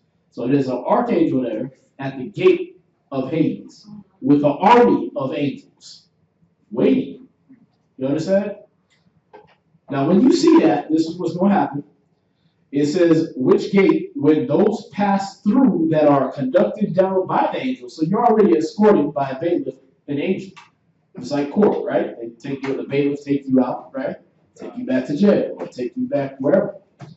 So, appointed over spirits. So these angels are appointed over those spirits. They do not go the same way, But the just are guided to the right hand. Let me know if this parable sounds familiar to you. The just are guided to the right hand. Right? It said, and are led with hymns sung by the angels appointed over that place into a region of light. Unto a region of light in which the just have dwelt from the beginning of the world. So there got to be reincarnation for them to have been dwelling there from the beginning of the world. They live there, they come down, they live this life, they die. Oh, you one of the just ones. Angels take him back to his house. You understand? And he gonna live there for about a time until I send him back. See that? So he can go prophesy to these niggas. You understand? That's why you keep getting your prophets reincarnated. There's always some one brother that just rises up from dirt poor ghetto mentality and don't want to be a pimp and don't want to be a rapper and don't want to be a gangster. He find the Bible and he's like, oh, I always believe like that. There's always that one sister that just, I don't want to sleep with every guy that you guys slept with. Well, you're weird. Yeah, I want to follow the Bible. You know what I mean? That one little nerd that just don't get it and don't want to be part of that, right? And what? They want to be the person that sets the example righteously. Where did that come from? See, they know this in the animal kingdom. They know that there's a reincarnation of spirits just by looking at the animal kingdom. Salmon swims upstream, goes to a certain lake, lays an egg, dies. Its baby grows up, goes downstream, goes into a bigger lake somewhere else. In a certain amount of time, it goes right back up that same stream, right to that exact same spot it was laid at, drops the exact same amount of eggs, dies. Where does it learn how to do that? Its parent died. There wasn't nobody to show them, hey, like, you know how you got bears, where the bears show them how to hunt and do all that? Right. What do you do with the salmon that never met his parents? Y'all see that? Yeah. What do you do with spiders? When the spider, the mom spider, all the living spiders burst out of her belly and she dies instantly. Where do they learn how to make webs at? Where do we get this? They got a bird. I forgot what the bird was called. This thing is so insane. You got to watch a documentary. It's called Animals That Defy Evolution. All right? This bird lives on an island somewhere. All right? It creates a mound, a 6-foot high mound sometimes, all right, of dirt. It's about 2 foot to 6 foot, depending on what type of bird, right? It lays an egg inside that mound. The mound is created in a certain way so it maintains the exact perfect temperature of like 97.6. It doesn't go up because that'll kill the egg. It doesn't go down 0.5 because that will kill the egg. You understand? The way that mound is constructed, it perfectly maintains the temperature of that egg. You understand? Now check this out. When a baby grows up in the egg, right, it already knows which way to dig out of the egg. It already knows how to crack the egg. It already knows how to dig up instead of digging further down. The parents are gone, though. The parents leave the island as soon as they drop the egg. They leave the island and they go fly off to some other place that baby egg is being born, that baby duck or whatever the hell this bird is. I forgot what it's called. All right, watch the movie. But whatever that bird is never raised by its parents. When it comes out, it digs right through the mound, knows exactly what it got to do to get food, flies off the island to the place where its parents and all the other birds just like it go to. Comes back when it wants to lay an egg to the exact same island, makes the exact same mound it was never taught to dig, the exact same way it was never taught to make it. You understand? Maintains the exact same temperature of that egg that it drops without being taught. So you telling me nature knows these things, but we don't? Y'all see that? Nature knows this, that your spirit comes back. When you die, you come back as someone else. You understand? You come back as whatever Israelite tribe you were, or you come back as, if you come back as another tribe like Elijah did, you come back as John the Baptist. Y'all know that happened, right? Right? Even all the apostles understood that when he said, yeah, Elijah did first come, but you went ahead and did with him whatever you felt like. Oh, yeah, he's talking about John the Baptist. We get it. How do they get it, but we don't? Because we've been raised, reincarnation is evil, it's wicked, it's mysterious, it's black magic, it's voodoo, it's da-da-da-da, right? That's that Eastern religion. No, it's in the Bible. You understand? So I'm going through this Hades part so that a lot of y'all understand that when you get tormented in your dreams, a lot of times that's your spirit remembering what happened to you last time you did this. You understand?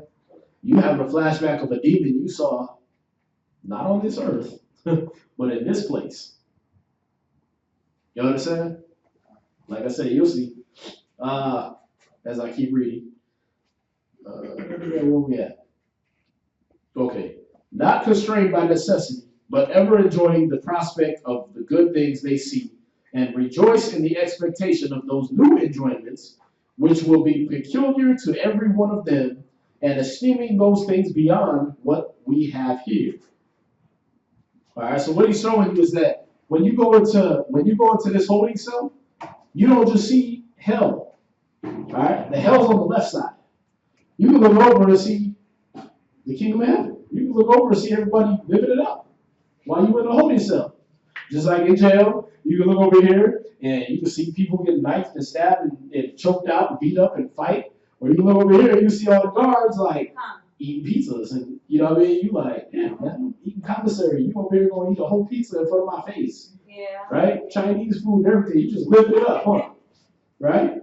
Or you see the one cat that got out before you did, like, oh, you came after me. Why you get to leave? You know what I mean? He gets to go. Yeah, he's all happy as hell. That's what you get to see while you're in this place. All right? It says, I'm going to jump down a little bit. It said, no burning heat, no piercing cold, nor are any briars there. So there's no cold, there's no freezing cold, no burning hot. You just got perfect weather there. This is for the just. It says, but the countenance of the fathers and of the just, which they see always, smiles upon them. So Adam comes through, he give you a little pat on the back, and then he go back. Right? Moses come through, hey man, you did good, man. He go back. You know what I mean? I hope it worked out for you. Elijah, we'll see you later. You know what I mean? That's how they do. You get to see the face of those forefathers all the time. Because they constantly being reincarnated and coming back through too. You understand? It says, which they see always smiles upon them, which they wait for that rest and eternal new life in heaven, which is to succeed this region. So that ain't even heaven yet. That's after. All right? So that's going to succeed where you're at, where you got to see the people in Abraham's bosom, torments. Then there's heaven, where you get to go deal with the Most High and the angels and everything like that. That's a whole nother run. All right? Remember, this is a subterranean place. This is like, remember when you thought you could dig your way to hell? Right. That was a stupid thought because you might end up there. Right. All right. We used to think it was 6 feet. That's why they would bury you 6 feet, because like they don't want to just fall into hell with you. Let's see where we at. Check it out. It says, while they wait for that rest and eternal new life in heaven, which is to succeed this region, this place we call the bosom of Abraham. Remember the parable? You had the rich man, and then you had Lazarus, right? The poor man, and he died, and he went up to Abraham's bosom. Then you had the rich man. He was burning in torments, right? And they said, you receive what you got from this life. This is what Josephus is explaining right here. You're burning because you did what you did in this life. And Lazarus, he's sitting over at Abraham's bosom waiting for the final judgment, cool as a fan, because you were an a-hole, and he was just poor. He was just broke and miserable. You understand? So, but how were those things separated? Who remembers? Was it a glass? Most High's right here. There you go. One was on the right hand, the other was on the left. He said, between us, there's a great gulf fixed, We can't come over there to help you, and Josephus is going to explain that too. And you can't come over here to cool off. Y'all see that? So there's going to be, this is how that region is going to be. And this is before you end up in heaven or hell. All right? This is just the holding cell. This place is called the bosom of Abraham. All right? But as to the unjust, so the just go to the bosom of Abraham, and they there for a little while before they get sent back. All right? That's where your Peters and Pauls and Moses and Elijahs and all that, they end up over there in their right hand. All right? Right hand for y'all. This side. All right? Then the others, right? Cain, Judas, Saul, those side, they go over there in that left hand. All right? Y'all left. It says, but as to the unjust, they are dragged by force to the left hand by the angels allotted for punishment. All right? So you drag there. That means it's not a place you want to go. When you see it, you get to see it beforehand. Right? As it explains in Wisdom of Solomon, you get to see your punishment beforehand. And then they take you there. All right? That's like you in line for the electric chair. Like you see a dude get cooked in front of you. Next! And that's your number. You see that? In jail, they don't even do that. Right? In prison, they don't even do that. Like you don't see the guy get cooked in the electric chair and then you in line behind him. Right? They ain't even that cruel. That's what goes on here. All right? You see that. And then you next.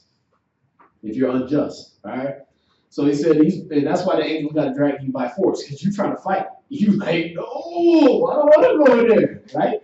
And the angels is wrestling with your spirit. This ain't even your body. They're fighting your spirit for you to not go in there. See that? So they can drag you in there.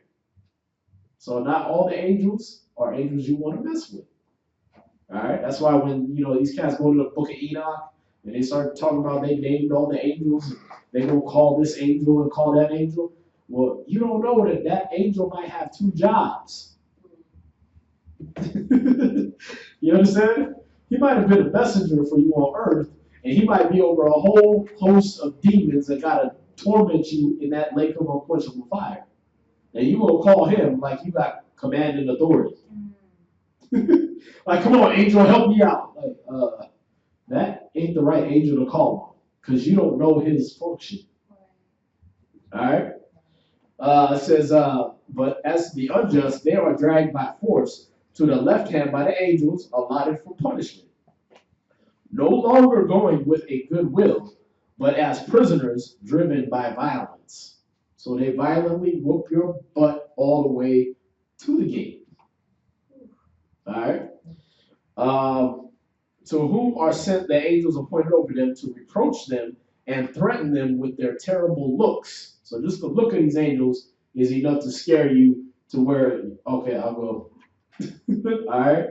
I'll go to hell because I'm scared of you. That's how terrible these angels look. All right? It says, and to thrust them still downwards. Now those angels that are set over these souls drag them into the neighborhoods of hell itself. So there's neighborhoods in hell, if you can imagine that. So everybody got a good neighborhood, right? Oh, it's just pitchforks and beatdowns over here. And then you got the bad neighborhood, which is I'm getting raped and dragged through doodle, right? Or things much worse. That's about as bad as I can think. All right? And there's kids present. So it said, now these angels that are set over these souls drag them into the neighborhood of hell itself, who, when they are hard by it, continually hear the noise of it and do not stand clear of the hot vapor itself. So these angels are so bad, they could live in hell if they needed to, if they had to. They don't even stand clear. They just like, come on, they still dragging you. You thinking they're going to stop and throw you in like Daniel, or Shadrach, Meshach, and Abednego, remember that? Where the two guards got burnt up? He was like, damn, I could have ran away. No. They don't get burnt up. They make sure you all the way in the nice bad neighborhood of hell. You understand? The violence there don't affect them. They create that violence. All right? And that's where you end up. He said, but when they have a nearer view of this spectacle, as of a terrible and exceeding great prospect of fire, they are struck with a fearful expectation of a future judgment. So when you dreamed about hell sometimes, or you dreamed you went, or you dreamed you ran into some demon or whatever, a lot of times you was right there at the gate being drugged last time. And it was like, look, okay, now it's time for you to go back. What's that? Can you repeat that? When you had those dreams that you bumped into some demon, or you was being held down, or you was being violently dealt with by some demon or some spirit or some whatever, right? That's because you was at this point where you was getting drugged to the gates of hell. And then it was, okay, that's enough punishment for you. You go back. You see that? Some people got thrown into the whole neighborhood. You get to get drugged to the whole neighborhood. Then you going back. Because that's not your final judgment. This is just so you can see and get a preview of what you got waiting for you if you come back and act like Judas again, or act like Cain again, or act like them murmurers in the wilderness all over again. You understand? Remember, Christ said, he said, some of these people is going to come to me and say, didn't we cast out demons? And did we do these mighty works in your name? And he's going to say, depart from me, you work of iniquity, and you're going to be cast in hell, prepared for the devil and his angels. You mean there's a hell for angels? And I might go there? There's a place that is so tormenting that even the angels feel it. Which are greater in power and might than I am, according to the Bible. That are only just a little bit lower than the Most High himself. There's a place where they feel pain. And that is where I might end up going. Because remember, it wasn't created for you. It was created for, it says, Satan and his angels. You understand? You just end up there because you do the same works of Satan. Y'all get it? Some of y'all have these dreams because your spirit before got drugged to that point. And you got to see that. You understand? And it was so bad that over a generation of 2 or 3 in your reincarnation, you living your life and you had a flashback because that's how bad the sight of it was. You understand? That's what you dream in sometimes. And then also to withdraw you from your purpose of going back there again. All right? He said, let's see. Okay, but when they have a near view of this spectacle as of a terrible and exceeding great prospect of fire, they are struck with a fearful expectation of a future judgment, and in effect punish thereby. See, that's your punishment. You get shown that. You're like, oh damn! And then, okay, go back. You ain't gonna do that again? Okay, go back. Try it again. All right. Now you're Solomon. I see you're back. Okay, we gotta drag you a little closer. All right, now you're back. Now you're Asa or whatever king came after Solomon in his lineage, right? Oh, okay, you're back. You messed up again? Okay, let's drag you a little further in, right? And you just keep coming back until you that one righteous king that pops up and you Christ, and you're like, okay, I already been there, done that so many damn times. I'm just gonna never sin ever. I already seen it. My spirit remembers it. I'm never gonna sin ever. Yeah, say you got some temptation. That's cool. That's fun. Have fun with that. Because I'm gonna take this all the way to the cross. Because I'd rather be nailed to this cross than what happened to me when they showed me last time I messed up. You see that? Now go into another subject. All right, but just as an example, that you could see how it didn't take Christ generations and generations to wise up and say, you know what, this time I'm going to do it the right way. You understand? With us, it can't take us generations and generations of living this life and seeing the hell we go through. Then go into this place and still not get it. Then you go through your life and you have a dream of what happened when you went to this place and you still don't get right. What do you deserve? You deserve to get pushed all the way in the damn toilet bowl of hell, where actually after they flush the toilet, where all that stuff goes. You know what I mean? That's where you deserve, because they already look. I'm putting you at the lid of the toilet. You ain't get it. Okay, now you in the drain pipe of the toilet. You still ain't get it. Now you all the way down in the damn sewer. You still ain't get it. So we gotta put you in the place where the sewage goes. In hell. You understand? And that's gonna be forever. That's where you'll be forever, because we kept showing you didn't get it. Y'all see that? The righteous, why they're called the righteous? Oh, I don't want to go that way. When I come back, I'm gonna do exactly what I did before, except better. See that? I'm gonna get that Bible, and I'm not gonna leave off it like I did last time. See that?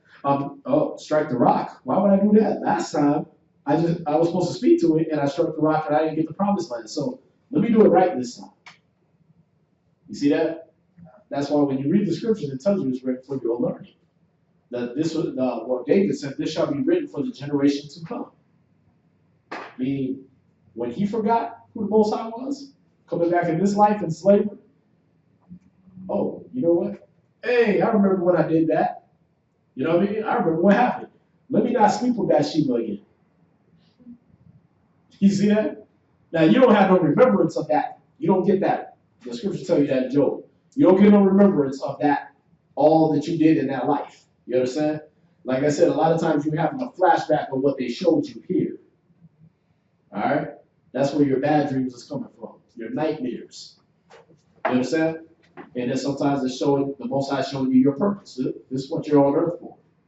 You understand? I used to have dreams I could see a little shape above people's heads, and I know if they was good or bad or not.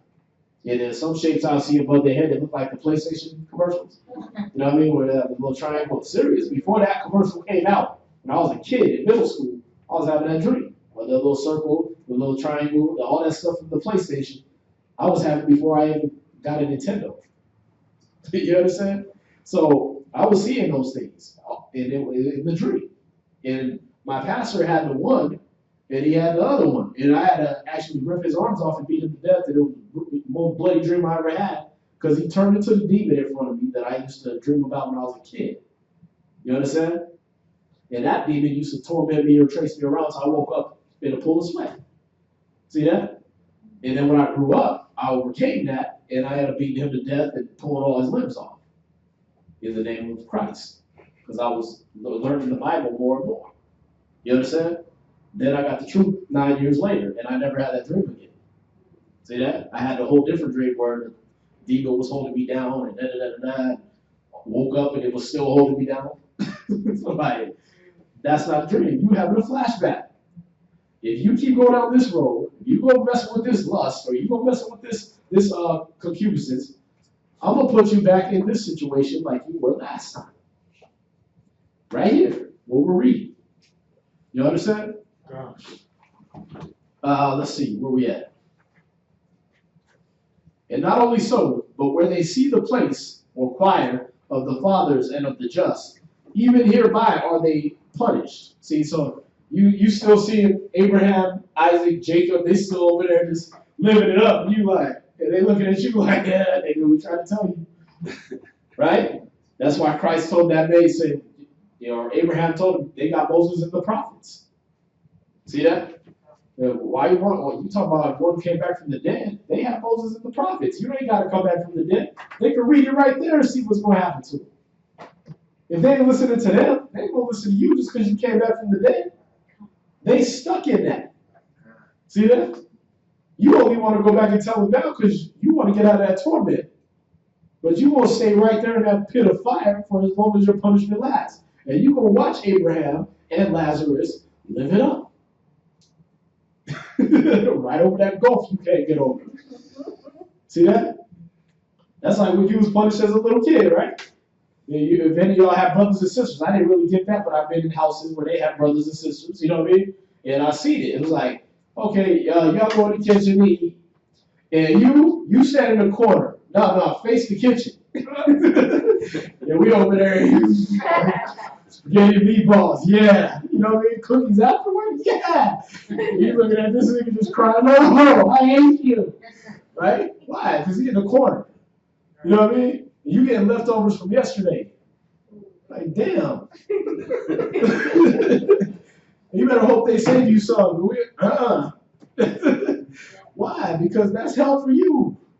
See that? To get to watch the righteous living it up. It's going to be a lot worse there, though. It ain't just going to be you watching people eat cookies. You understand? It says, check this out. It says, right, for a chaos deep and large is fixed between them, insomuch that a just man that has compassion upon them cannot be admitted. So, like Christ brought out that parable, he said, listen, even if we wanted to, come bring you a drop of water on the tip of Lazarus' finger, it's too far. I can't get over there. Yeah, man, I love you. You're an Israelite, but I can't do nothing about your situation. The Most High has separated us. Y'all see that? That's what's going to happen in this place. And then, just like Christ described, it says, nor can one that is unjust, if he were bold enough to attempt it, pass over it. Y'all see that movie, the kids movie that just came out, Inside Out? Who's seen that? Wow. All right, well, it's a part in there. They get thrown into this part of the memory where you can't get out of it. You basically fade away, and then she makes her way out of it. You know what I mean? She gets up enough courage, and they start singing their little song to this wagon, and it shoots them out of there, and they end up back in the right place. Yeah. If you watch it, you get it. That don't happen to him. All right, you don't get to. You know what? I'm gonna fight that whole legion of angels, that main archangel, and I'm gonna fight my way over to the other side. No, it's so far fixed apart from each other. Even if you was David, mighty man, fought your way through a legion of angels and made it through that, you still gotta jump over a chasm that's too far to pass. You understand? That's like, okay, you the baddest ninja on the planet. You fought your way through the entire armed forces of America. And now you got to try to jump the Grand Canyon. You understand? On foot. You see that? That's what this is like. It says, this is the discourse concerning Hades, where the spirits of all men are confined, until a proper season, which the Most High has determined, when he will make a resurrection of all men from the dead, not procuring a transmigration of spirits from one body to another, but raising again those very bodies which you Greeks, seem to be dissolved, do not believe their resurrection. So he's showing you, that's why you got these doppelgangers popping up. Damn, you look just like Grandpa. Damn, man, you could be my uncle's twin. You are. You understand? Because, yeah, that body decomposed in the dirt, like the Greeks assumed. Right? Like the nations assumed, like you used to assume, but it got put back in a body looked just like it. Y'all see that? As the same person. Y'all get that? That's why when you read about John the Baptist, right? And you read about Elijah was walking the earth and he had a leather girdle on, right? And instead of the nice woolen girdles that a lot of brothers have, they have one made out of wool or silk or things like that. No, he had a leather girdle on, and he had a garment of camel's hair, right? Because he took some camel, skinned it, and boom. Or, I'm sorry, not skinned it, but took the hair and made that his garment. You understand? Wove that into a garment, and that was his garment, right? And then when you deal with John the Baptist, he had a leather girdle on, and he had a camel's hair garment. You understand? Same clothes, same look. Y'all see that? Voice of one crying in the wilderness, calling out people that was being devils. That was Elijah. He was like, y'all servants of Baal, keep praying, that pray harder, right? Then he called down fire and burnt up his own sacrifice and did all that, right? John the Baptist. Y'all some serpents, y'all some demons, y'all going to hell, prepare for the devil and his angels, y'all generation of vipers, right? Doing the same thing, because he was the same person. That's why when they see him, they was like, oh, this guy's like Elijah. Y'all see that? And it was clear when Christ confirmed it for them. It was like, oh, that was Elijah, we get it. Y'all see that? Because why? He came back as the same body as he was when he left. Y'all see that? What? Wait, what? You came back as the same? Same like mannerism, same. Oh, same, okay, man. You understand? Yes, yes. And same type of flesh. Come. Still an Israelite, still doing his job. Come. See that? He just came back as a different name. Come. See that? Let's see. Even with Christ, when you're dealing with Christ, and we can go through all these scriptures. Christ said, Peter, who are these cats saying that I am? Well, some say that you're this prophet, or you're that prophet. And some say you're Elijah. Why would they say that? Why would rumors like that be going around when Elijah was already taken up in the chariot? And he's supposed to be in the kingdom of heaven. Y'all see that? When Christ was transfigured on the mountaintop, who came down to meet him? Who came down to talk to him when he changed his, and all his raiment started shining and glorious and everything, right? Who came down to hang out with him? Was it Moses? And Elijah, right? When did that transfiguration happen? Did it happen while John the Baptist was walking the earth, or after he died? Right, right. Because he was, you can't have him come back and he already on the earth. No, you guys had chopped off and went back up. They said, okay, you're going back down like you were, like Elijah, where they recognize you. See that? Then they seen it like, oh, that's Moses, that's Elijah. Let's make altars for them. Y'all see that? But those same spirits came back to minister to Christ. Y'all see? And they'll be back again. That's because this is how it works. All right? So he's showing you that there's the resurrection. He calls it the resurrection. The scriptures calls it the resurrection. We came out with this nice new name of reincarnation and made it sound all tantric and beautiful, and now you wear yoga pants and talk about your reincarnation like that's your $5 word. Okay, well, you just took reincarnation from the Hindus. That's the concept you've been given, but reincarnation was always called resurrection, regeneration, and all that in the scriptures. All right? Still a $5 word. You just went off into the quasars with it. All right? Let's see. Oh, check this out. He said, let's see, but learn not to disbelieve it. For while you believe that the spirit is created and yet is made immortal by the Most High, according to the doctrine of Plato, and this in time, be not incredulous, but believe that the Most High is able, when he has raised to life that body, which was made as a compound of the same elements, to make it immortal. So basically he's saying, y'all think that you come down to earth and that's where you start. See that? That's how the Greeks believe. That's what you've been taught in the Greek schools to believe.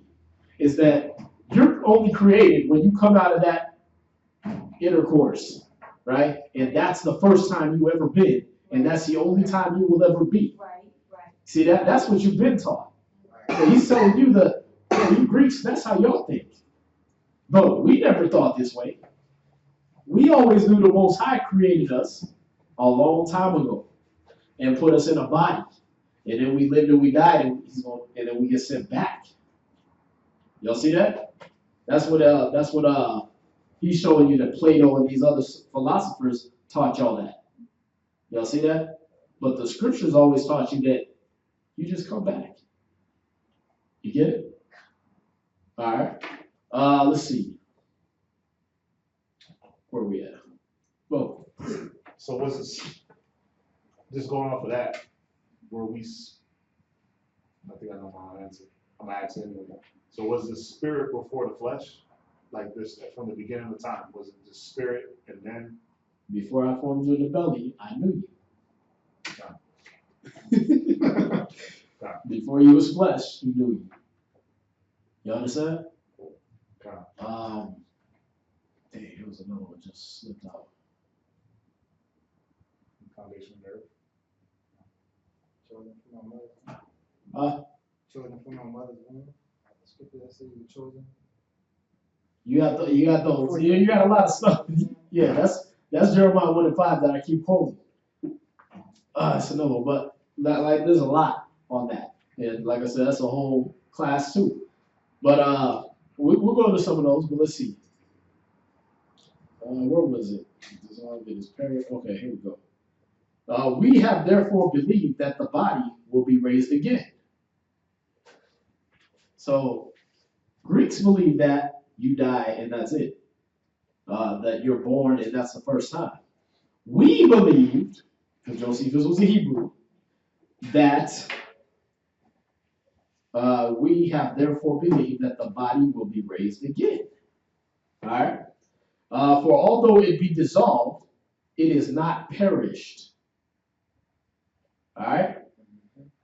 For the earth receives its remains and preserves them, and while they are like seed and are mixed among the more fruitful soil, they flourish. And what is sown is indeed sown bare grain. This is all scripture. All right, you can read that exact same phrasing in the scripture. But at the mighty sound of the Most High, the Creator, it will sprout up and be raised in a clothed and glorious condition. See that? Are y'all with me on this? It's a little deep, but like I said, if you're reading it in the scriptures, you know, or if you're reading it in this book, you'll be like, okay, I'm not really getting all that either. But once you get like where it's explained and you're like, okay, let me read it over and over again, then you start to see, especially when you see them parts where it bumps in and is actually quoting the scripture to you. Y'all see that?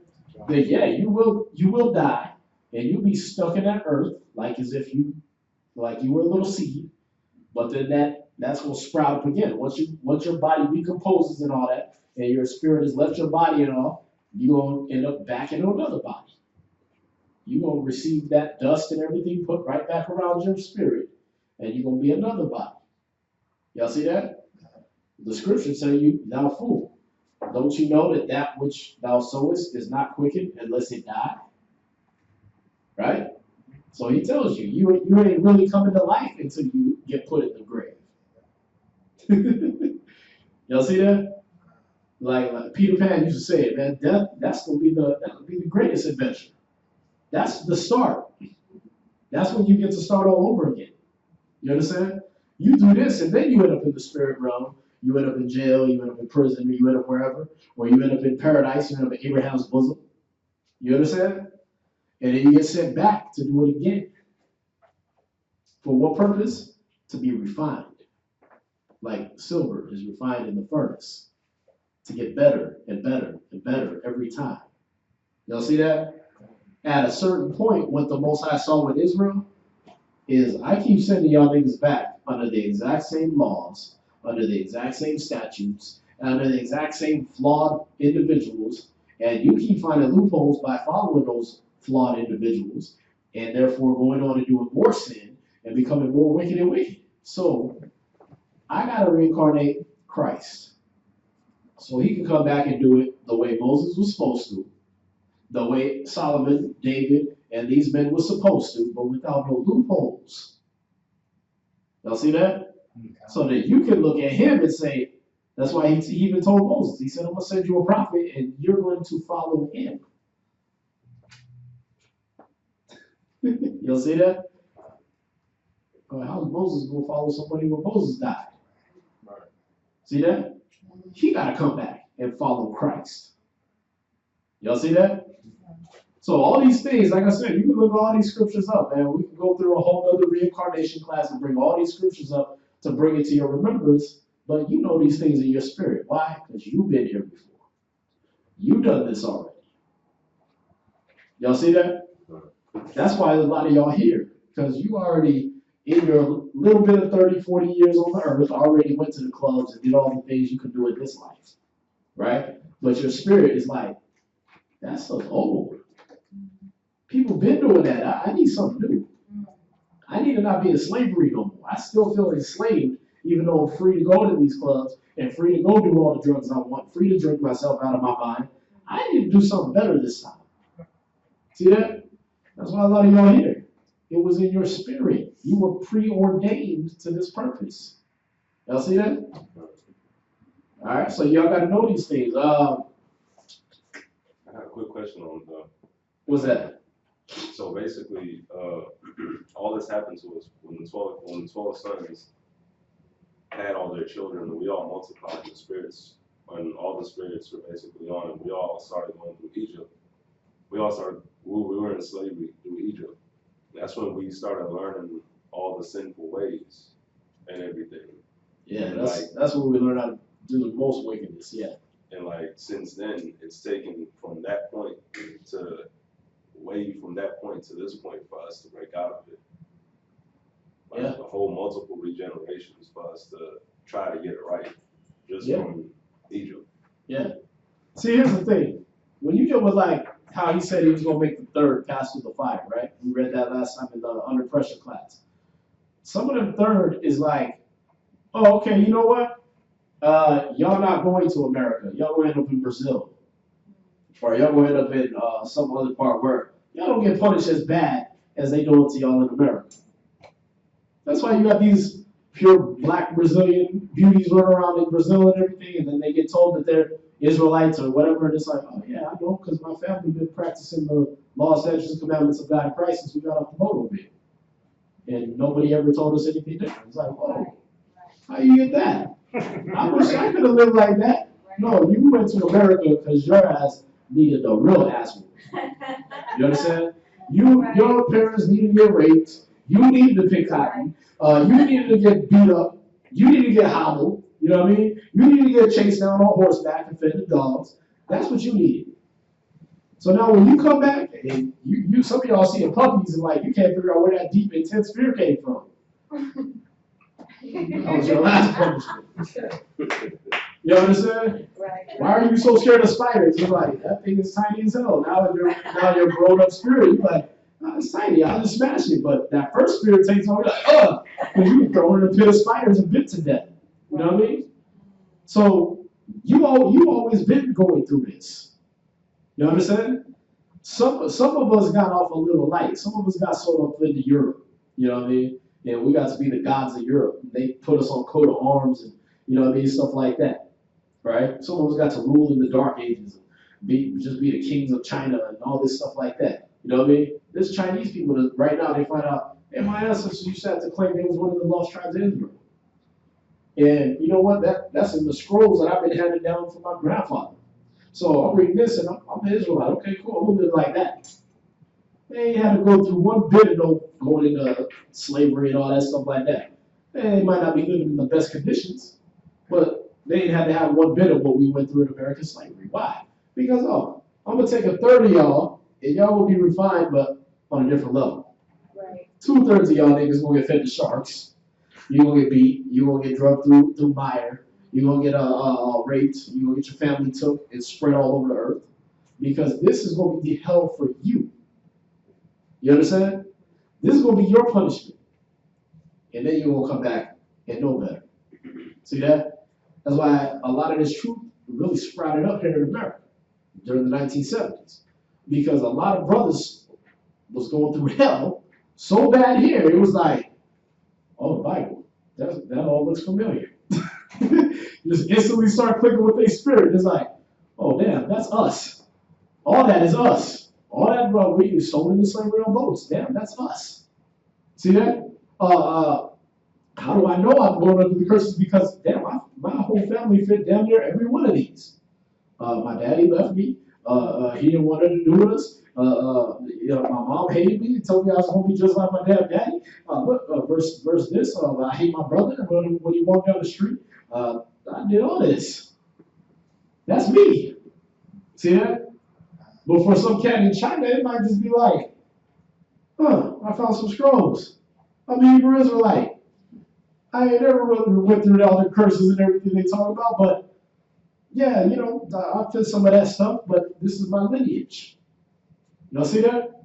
Because the third one will get all of that blood whooping. You understand? Then at the end, when the spirits are collected in that holy cell, when everybody got to meet the judgment, right? Well, the ones from the holy cell will come up.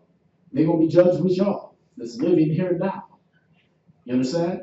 And that's when he's going to say, okay, remember what you were seeing when you was in the holy cell, where it's all paradise and light, and God and Christ and the angels were singing and choir and everything? You get to stay there. See that? But you Remember how you saw that angels and light and all that? You ain't getting that. You get the stuff he was trying to ignore on the left side. See that? You go to that bad place. And you're going to live there forever. Y'all see that? So these are the things we got to understand, is that all this stuff is just coming back around. All right? All this stuff is going to come back around. You've been here already. Read Ecclesiastes 1. He's giving you the cycle of how these spirits work. All right? So y'all got that, though, about Hades. Y'all can pick one of these up, man. Get the Josephus. It's page 815. And it's called, 813. Yeah, page 813 in this type of Josephus. And it's an extract out of Josephus' discourse to the Greeks concerning Hades. All right? So when the Greeks would run around thinking, oh, this is Hades. That's where you get the word Hades from. It's a Greek word.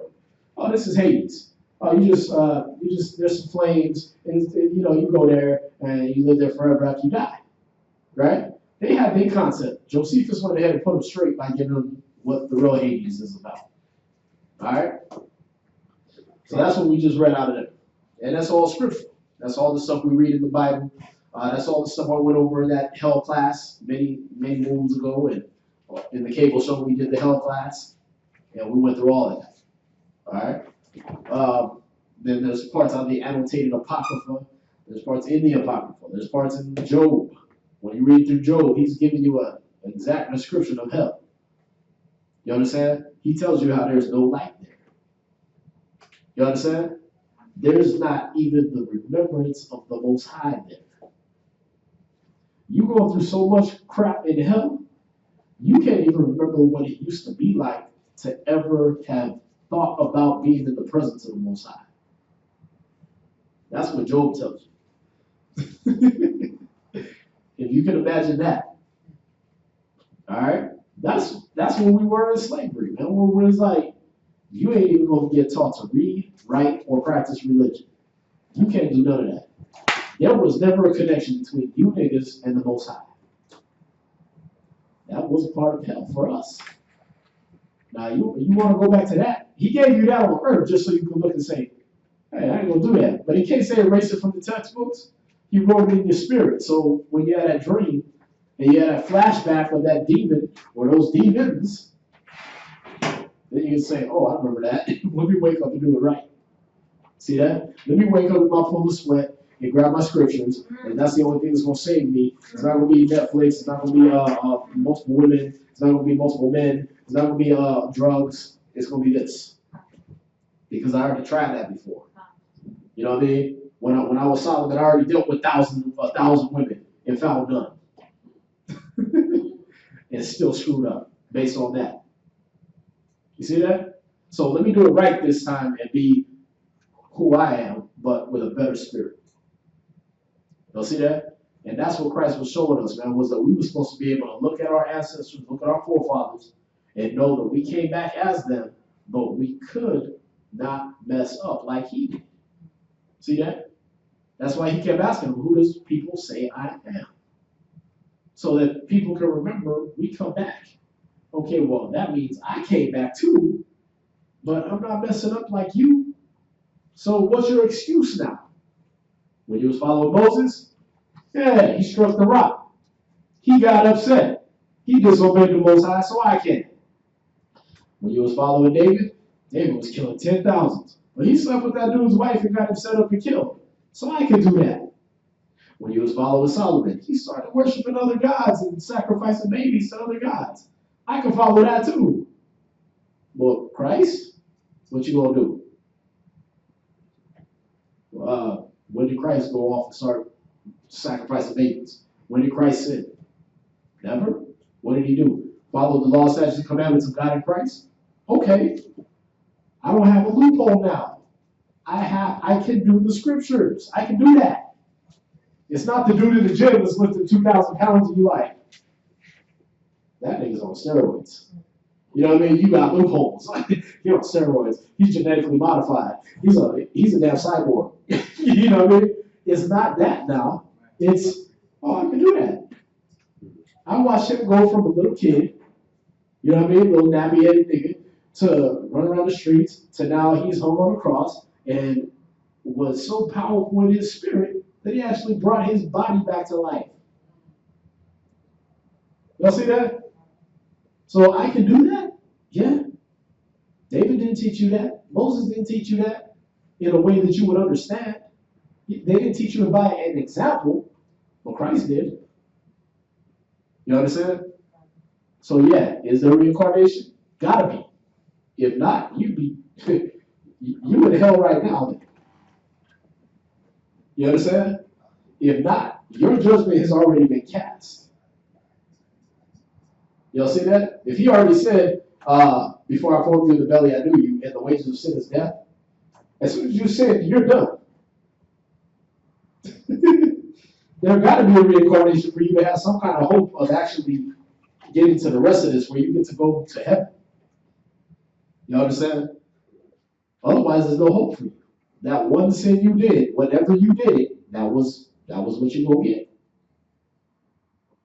You're done. You might as well stop reading the Bible, stop coming to class, stop acting right, and go kill yourself. Or go club, or go whatever, do whatever the wicked do. Because that's what the wicked do when you read Wisdom of Solomon chapter 2. They start thinking, oh dang, well our lives are short and tedious, and they start going into that hopelessness. When you don't believe in that reincarnation, that regeneration, the resurrection, that's when you start going into this. Check this out. This is Wisdom of Solomon chapter 2.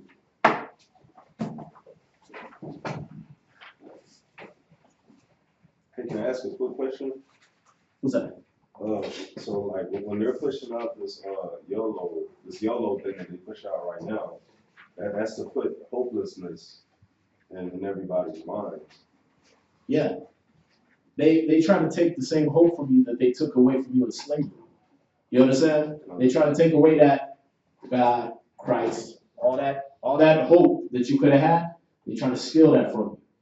That's why they take away concepts like regeneration, reincarnation, life after death. They try to take that from you because then you'll just be the battery.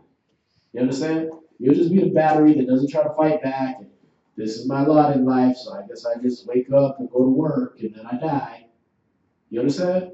There ain't no hope of like you become a Huey P. Newton or Malcolm X or any of that Che Guevara or any of these revolutionists. There ain't no hope of that. You understand? You ain't gonna revolt because I'm just part of the system. See that? What's that? It's just an excuse for them to do whatever they want to do. Right. An excuse for you to just be wicked as it gets. And that's what we're gonna read. Watch, read that. Wisdom of Solomon chapter 2. Wisdom of Solomon chapter 2 and verse 1. For the ungodly said, reasoning with themselves, but not aright. So this is the reasoning of the ungodly. It's not correct. When you hear it, it's off as hell. All right? Go ahead. Our life is short and tedious. Right. I'm gonna live fast, die young. Right? Go ahead. And in the death of a man, there is no remedy. Right. And when you die, ain't no cure for that. You gone. This is saying that's what the ungodly say. So when you hear scientists tell you there is no life after death, you just die and that's it. Oh, really? You speaking from experience? right. See, only the niggas that died and came back can speak on what happens after. That's for Israel. Y'all see that? That's why only Israel was given the law and the testimony and the oracles of the Most High to speak on, and not these other nations. Because they was going to turn it into, oh, there ain't no life after death. Really? How do you figure that? How do you, okay, there's no life after death. You take me to the hospital and I flatline, you hit me with the paddles. What happened? You come back. But I was dead. I was dead for 10 minutes, 5 minutes, 2 minutes. Stories are there. Right? Okay, but you was dead. You weren't supposed to come back unless there's reincarnation. Unless your spirit was going up in there, he was like, no, not now, go back. You know what I mean? You ain't been punished enough. Go back. You understand? No, you don't get to go to jail. That was just a warning. I'm going to let you off with a warning this time. Go back. See that? Don't these things happen on earth? Okay, that's why when Christ said, thy will be done in earth as it is in heaven, That's what the whole world turned into. That the things we go through down here are the same things that he got planned up there. Y'all see that? That's why the angel told Ezra, when Ezra was trying to inquire on all these heavenly things, he said, hey, go get me some fire and wait. Go to the deep and tell me how many pools are under the ocean. Right? He told him to deal with things that's down here. Because once you figure that out, then you'll get it. If you can't tell me those things, don't even bother asking what's going on in the Most High's mind. If you can't look at a salmon and tell me there's reincarnation, don't even bother going into science and trying to tell me what reincarnation is about. Don't even bother trying to tell me how the Most High operates. See that? Deal with the things that's down here. Where do you think scientists came from? They got told the same damn thing. You don't get to know what's going on up here. Figure out what's going on down there. Okay, let me study the nature of bats and birds and all that stuff like that so I can figure out what's going on up there. See that? Oh, there's a pecking order, a hierarchy, a monarchy, and all this stuff down here. It must be the same way up there. You understand? Why do you think he established Levite priests down here?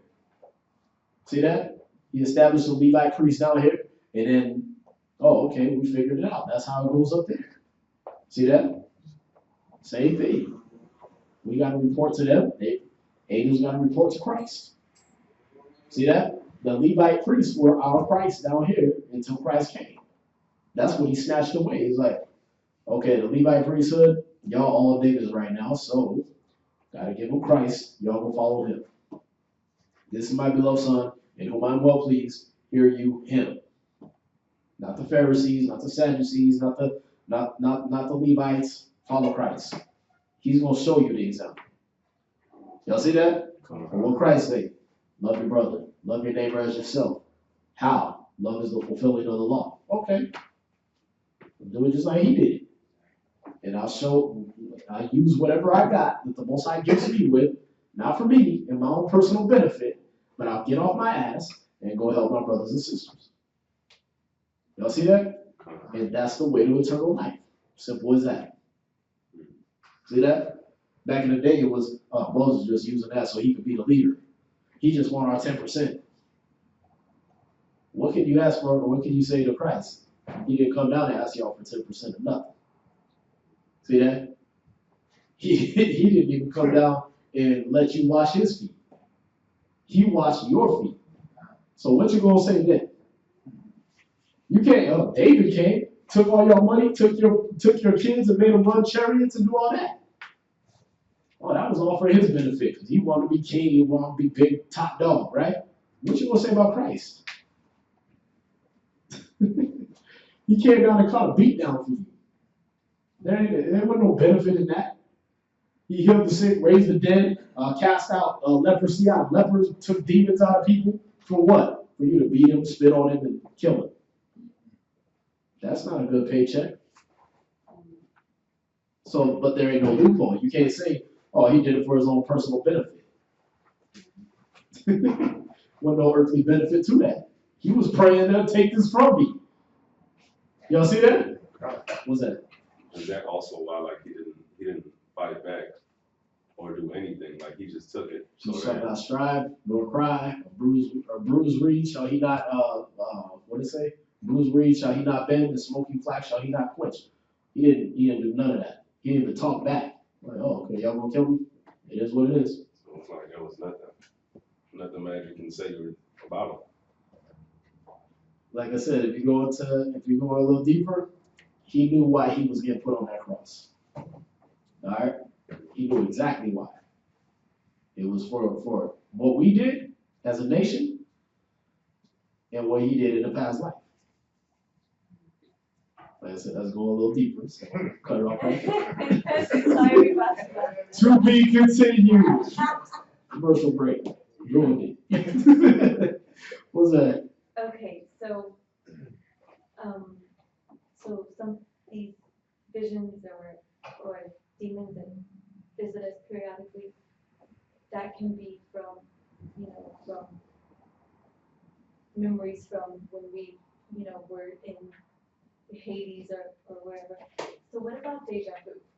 Like, yeah, what about deja vu? just where does it, like I said, you don't see deja vu in the scriptures, and then like Job said, you don't remember stuff from your past lives. You don't get to be like, oh, I was Joan of Arc. You know what I mean? You don't have it like that. It's just your spirit just kind of, it's like a CD skipping. It's like You know what I mean? It's like a CD skipping. You know what I mean? It's just like your spirit kind of CD. Oh, okay. CD, you know? And when Like, damn, but I passed that era too. Like, you can't say cassette tapes, nobody knows what you're talking about. Records, what? You know what I mean? Like, I skip CD, everybody's on MP3 now. Like, damn. we are in the kingdom. Like, you don't have radio skips or nothing like that. No, it's like when a CD skip, it's like your brain is just kind of, like, your spirit just kind of like, I've been here before. It's a quick reminder. It's that angel telling you, look, you did this before. Let me give you a preview real quick. And you could either go down that route again or not. You know what I mean? Because you got some cats that can actually like really tap into the deja vu and be like, and then she's gonna come in and do this, and then she come in and do that, and they're like, oh, right. And then you got some people where they only get it like a split second after it happens. It's like that happened before. It's like you barely catching up. Right. And you got that movie. They did a movie called Next with Nicolas Cage. And he could see like 2.5 minutes or 2 minutes into the future because his spirit been there before, but it was like, okay, I can push it that far and I can't get no further. You know what I mean? Or, you know, he can live out that situation in different ways and be like, okay, I got to go this way. See that? But that's like I said, that's given to a very select few, if any, anymore. That's where the Most High said, don't be dealing with familiar spirits. What do you mean familiar? Well, that means they know those things because they did it before and they remember that. You know what I mean? Or they know what's going to happen because they're familiar with them that realm. You understand? I'm familiar with them. I know them. There's things I'm saying to them that you don't need to know. So don't mess with them. See that? In some cases, kill them. You understand? They too familiar. They don't use it to go left. To where they're no, like, you know, you got deja vu, you ain't gonna run around talking about I can see the future. You know what I mean? You just like, oh, that was weird, right? But you got people that actually profit off of that and tap into it and start, you know, doing what they gotta do to really get into that to where they can actually tell people this is what's gonna happen to you. See that? And you're supposed to put them to death because it's like they know too much. Y'all get it? Right. So it's remember what he said in there about these are those that defile spirits. They're the ones that defile others. It's like, why didn't you tell this person something that I didn't make them privy to? See what I'm saying? I was gonna give them that in a dream and scare them off of their purpose. And you went ahead and told them how to go ahead and do the things that end them up there. See that? That's why he didn't. That's why the when you deal with Saul and all that, him going to that witch, that was so far off you wouldn't even know it. That was like off the charts dealing with that witch at Endor. He was never supposed to deal with that. He wasn't even supposed. That's why he was supposed to stay on that course of putting them to death. Because she went and brought back Samuel, and Samuel was like, "Look, tomorrow you and your son will die." Peace. Like you ain't supposed to know that. That's not things you're supposed to be privy to, but you went ahead and opened that realm, so there you go. Now you get put to death because you weren't supposed to see that. And I'm sure at some point in life, she got put to death because she wasn't supposed to show that. Y'all see that? Any other question? Deep class, man. Hey, I was gonna say you prepared. Well, the question I asked you, it's like you prepared a nice meal, but gave me the appetizer. That's always gonna happen though. That's why y'all gotta keep coming to class, because I was just gonna go over how the fake Jews over there aren't the real Jews and continue that. But you know, we had a question and that turned into a class which I knew was going to. But you know what I mean? Like I already knew from the start, it's like, okay, 3 scriptures, it ain't gonna just be that. Because they're gonna ask and let me just kill that ahead of time. See that? Ecclesiastes 3, verse 19 through 21. Does this apply to the teaching on reincarnation? Absolutely. That's Solomon, of all people, telling you that this happens. This is the cycling of the spirits. All right, that you die, you come back, and you get sent back again. That's he said Ecclesiastes 3 verse 19 through 21. Read it. For that which befalleth the sons of men befalleth beasts. Even one thing befalleth them. As the one died, so dieth the other. Yea, they have all one breath, so that a man hath no preeminence above a beast. For all is vanity, all go unto one place, all are of the dust, and all turn to dust again. Who knoweth the spirit of man that goeth upward, and the spirit of the beast that goeth downward to the earth? See that? So your spirit goes upward as a man, your spirit goes downward as a beast. You ain't really got a spirit. Like they know all dogs go to heaven. Nope. All right, they die. They just live and they die. That's how it goes. But they are part of that spirit the Most High sent to keep rotating. So yeah, dogs, they come back, they're just dogs. You know what I mean? You always got dogs on earth. You understand? What scripture was that? He's Ecclesiastes 3 verse 19 through 21. All right. Now, when you start at chapter 1 and verse 1, because see, when you go into Ecclesiastes 3, you're dealing with Solomon going into like a depressed state, like we're going to read about it in Wisdom of Solomon 2, where he's just like, wow, this is useless. Why would I want to come back to this crap and just do this all over again? That's what Solomon was going into in Ecclesiastes. All right. And then he woke up and said, you know what? The whole purpose of man is to serve the Most High, keep his commandments. That's where joy comes from. That's where the happiness, that's where the depression peels off you. So when you read Ecclesiastes 12 and 13, or 13 and 12, right? He says, 12:13, let us hear the conclusion of the whole matter. Fear God and keep his commandments, for this is the whole duty of man. See that? Because that's where you get the joy. That's where you get the love, the peace, the security, all the insecurity goes away, all the fear goes away, the doubt, the confusion, all that goes away when you know all I gotta do is serve the Most High and make him happy. See that? I take care of my family, I take care of my brothers and my sisters, and I help build this nation. That's my job. I got a purpose. I don't gotta run around like a Walmart employee, like, we're gonna get a promotion. Oh, you're gonna be a cash register, what do they call this? Cashier for 20 years. And that's where you're gonna die. Put stickers on stuff. With happy faces. With your mad face. You know what I mean? You just gonna rolling back prices 50 years later. That's what you're gonna do? That's your purpose? Kill yourself.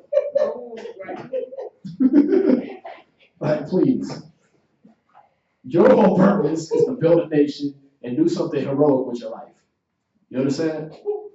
At least show an example to your kids, to your family. That's your purpose. All right? Ecclesiastes 1 will give you the cycle. Like I said, you start in Ecclesiastes 1. He says, the words of the preacher, the son of David, king of Jerusalem. Vanity of vanities, saith the preacher. Vanity of vanities, all is vanity. What profit has a man of all his labor which he taketh under the sun? Here's where he goes in. One generation passeth away, and another generation cometh, but the earth abideth forever. Right? So right there he's giving you a clue of what he's talking about. You ever write a paper in English class, and your title don't have nothing to do with what goes on in the rest of the paper? Y'all ever did that? Right, they give you an F for that, right? You fail. Your first paragraph don't have nothing to do with your second paragraph. You fail. They don't lead into. Right, if they don't lead one into the other, you fail. Solomon was a lot wiser than your English teachers. He started the sentence off with how useless a lot of this stuff is. But he also started off with showing you that I'm the preacher, I'm the son of David. You understand? So I'm just a man. So the way I'm feeling and thinking right now is what I'm giving you. I got wisdom on these things, but I'm still a man. Remember that. So don't kill yourself when I say vanity of vanities, all is vanity. And it's all useless and garbage. Because that's how I'm feeling right now. You see that? I'm the son of David. All right. Verse 4, one generation passeth away, and another generation cometh, but the earth abide forever. So he's giving you the topic of what he's going to teach. I'm a preacher. I'm going to teach on this. Generations, how they work. So when I start going into the sun and the rivers and the this and the that, know that I'm talking about the generations of men that come to the earth. You understand? All these little subtopics are going to have to do with the main topic. That a generation passed and another one comes back. Now, then you go, because if you don't understand how to write an English paper, you ain't going to understand verse 5. The sun also ariseth, and the sun goeth down, and hasteth to its place where he arose. What the hell's wrong with you? Are you on ADHD or something? What? You started talking about generations, now you talking about the damn sun. We know how the sun goes around our earth. Why are you talking about that? I thought you was going to tell me about generations of people. That's how you began the paper. See that?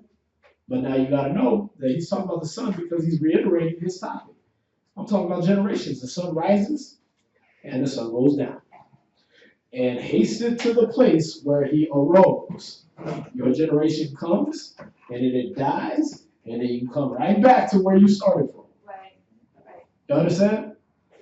The wind. Right? Remember the wind? The rocha? The wind goeth toward the south and turneth off to the north. It whirleth about continually, and the wind returneth again according to his circuits. You was just talking about the sun, Negro. What's wrong with you? Well, I'm not talking about the sun and the damn wind. If you took an English class, you know I'm talking about generations. You understand? Or if you want to break the word down better, gene rations. How did I ration out your genetic code? To die and then come back. To die and then come back. You understand? That's why they pull your DNA and they find out, oh, you were son of Abraham, Isaac, and Jacob. You're from a tribe in Africa. You understand? That's what they give you. Why? Because your genetic code been here before. And now it's back again, and they don't want to let you know that. Psalms 83. They said, let's cut them off from being a nation so that the name of Israel will be no more in remembrance. So it ain't even in their damn DNA code no more. You understand? It's that deep. Then he's going to go on. Now he just got done talking about the sun and the wind. Now verse 7, all the rivers run into the sea, yet the sea is not full. Unto the place from whence the rivers come, thither they return again. Now picture sitting around with your grandpa, and he starts talking like this. I'm out. He doing that thing again, where he just start talking about the wind, the sun, and the moon. I'm done. That's why a lot of our people can't understand reincarnation. Because they're not getting what they learned in English class. They're not remembering the basics. That he started off the topic with the generations. And everything this wise man is going to say is going to have to do with the generations of how you're born and die. You understand? So the rivers go into the sea, but the sea's never full. How does that happen? How do all these spirits come to the earth and the whole world ain't overflowing with people? Because they die and then they go back. You understand? Just like the rivers that run into the sea. All things are full of labor, man cannot utter it. The eye is not satisfied with seeing it. Verse 9. The thing that has been, it is that which shall be. Get it? All right. Y'all with me? The thing that has been, I'm going to say it again, it is which shall be. And that which is done is that which shall be done. And there is no new thing under the sun. Y'all get that? I don't care what you think it is, it already been. Right. We're not even in the time of holographic projectors and all that stuff like that, right? But if you dig in Mexico, like that Michael, what's his name did? Michael Hedgens or something like that. He dug up these crystal skulls, which he found out there was 12 of them scattered throughout all the earth, and he started finding those. And at certain points of the light, they will actually display holograms of events. In this skull, that would have took, they said, it would have took 300 workers 300 years to make just one of them. if they were working continuously with no breaks. And they find these skulls and they put it in a certain part of light, and they start seeing images in them. But when you click your TV on, right, in the year 2015, right, now you got crystal imaging. You got a liquid crystal display, right, LCD. But they already been carving skulls with LCD technology thousands of years ago. There's no new thing under the sun. You understand? It was probably just better then. You understand?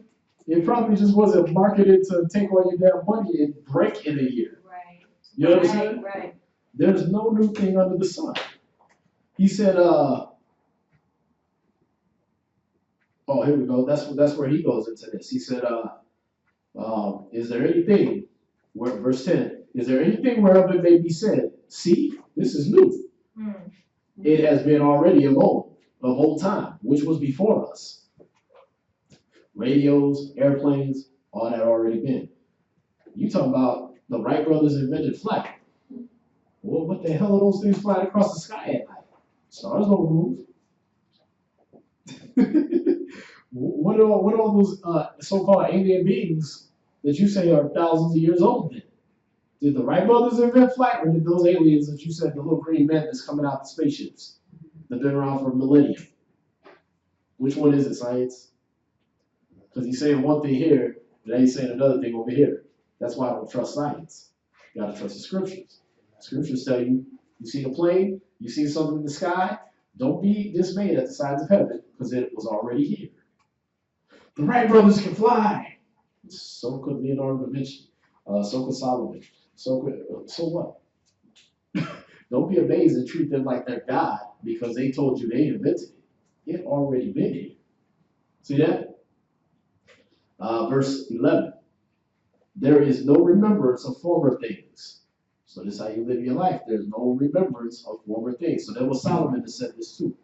All right? There is no remembrance of former things, neither shall there be any remembrance of things that are to come with those that shall come after. All right? So he's showing you, you're not getting there's only a few select people on this earth. All right? When the scriptures tell you that I'm going to utterly destroy this, there's always a little remnant left. But when he says there's nothing, there's always a little bit. All right? So there's always one or two that he told you to put to death, but they still know about those things. They still can tap into that left side. They can still talk to the demons that were there and never destroyed, and them demons will tell them, oh yeah, this is what happened. You understand? Those things still exist. All right? And they can, you can still be shown that. But he said, when you live it, just generally, you're not going to be sitting there like, whoa, I was David in my past life. That's what was going on with the counts before they split. Brothers was popping up, getting told they was, you're David. You're the Messiah.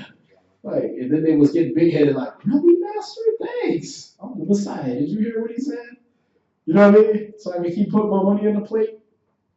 They was getting told that. So it's like, okay, you got to believe the scriptures. There's not no remembrance of those things. If you were Paul the Apostle, live like Paul did then, and don't mess up. You understand? If you were Christ, cool. Then you got to keep going on, not like, I'm Christ, nigga. Christ didn't do that. If you was Christ, you would do the things Christ did. You understand? If that's what you reincarnated as, you would do what they did. You would be subject to the prophets. The spirits of the prophets are subject to the prophets, right? If you Elijah reincarnated, then you up under the prophet that was before you, just like you were back then. If you're Elisha reincarnated, you're back up under Elijah, just like you were back then, until the fullness comes, where Christ says, okay, you get all your spiritual power back as you were when you were Elisha. See that? But until then, you subject to another prophet, just like he was. You will follow another Elijah around and do what he did and walk in the footsteps of the Most High Christ, just like that person did. You ain't going to be all boasted up and be telling people you this prophet. You understand? But yeah, y'all can go through that, man. You can see that. That's just chapter 1. See that? where he's just giving you that little inkling. This is reincarnation. This is how it happens. All right? If there's still any doubt, we'll go through all the scriptures that I just quoted, skipped over, so we can go into these more meatier things. We can go back into the basics and show you. Christ knew about reincarnation. Elijah was John the Baptist was Elijah reincarnated. We can go into those. We can go where he told Esdras and John the Revelator that you must come again and prophesy before many peoples and nations and tongues and kindreds. Well, John died. How's he going to come again? Got to be reincarnated, right? We could go back into those too. You've always been shown it. You've always been reading it. You just didn't, it wasn't awake to you yet. You understand? You didn't know that this was for you. That's why we start y'all at the basics. You're an Israelite. You're one of the 12 tribes of the nation of Israel. Then you can go into who you were reincarnated if that gets revealed to you. You understand? But you gotta start with the basics first, man. Some of y'all, this whole class, been looking at me like, huh? Hey, you hated it. This ain't for you yet. You understand? So you gotta deal with the things that's on this earth first. Charity, love. You understand? Sharing, selflessness, sacrifice. That's why we've been giving those spiritual classes. That's why we've been going into your spirit and trying to peel off the old you. Because what the hell good is it going to do to know you were reincarnated if you can't even get past how you've been acting in this life? See that? If you can't even get over lusting for every booty to walk by on the streets, you're definitely going to fall for the same stuff you did as Solomon. You understand? If you can't put down drugs because you're addicted, you understand? You definitely going to fall for what Gehazi fell for. You definitely going to fall for what Judah, the man, fell for back in the day. You understand? You definitely going to fall for everything the murdering Israelites fell for and got killed in the wilderness. Y'all see that? So we got to start you off with the basics, right? And we don't go into classes like this that often. Because for some of y'all, it's like, you heard about reincarnation on YouTube. You heard about it from the Greeks. Just like these niggas was probably looking at Josephus like, what? That's what Hades is? The Greeks don't know jack. I heard Christ say that same thing. They was probably looking at him like that. You understand? You've been taught a Greek mind state, an American mind state. We got to get y'all back to Hebrews, who you are, before we start going into all that. Before we start going into your afterlife, in your next life, and your past life. What about this life? You understand? What about this life where you already got those examples from your past life written in a book for you to say, I'm not going to do that. Or I'm going to do what that guy did. You understand? Took y'all a little over. Wow. I'm going to say humble for all that. But the what? Mr. Angus Wangus, that's just one to say. Yeah, for all y'all watching online, we're going to say shalom. Join us again Wednesday, 7 to 10 p.m., Friday, 9 p.m. to 11:30, Saturday, noon to 3. All right, then we do the street speaking. We're gonna start getting that going, and getting out there on these streets. So if y'all want to come join us, come down here, 8524 South Braeswood Boulevard, Houston, Texas, 77071. Join us. Get off your butt. Do what Christ did. Do what you want to do. WWJD. Come down here and do it. All right, we're waiting for you. All right. Again, donations. We gave you the account. Watch the video again from the beginning. You'll get the account and everything like that. And we're gonna say shalom to y'all. Shalom.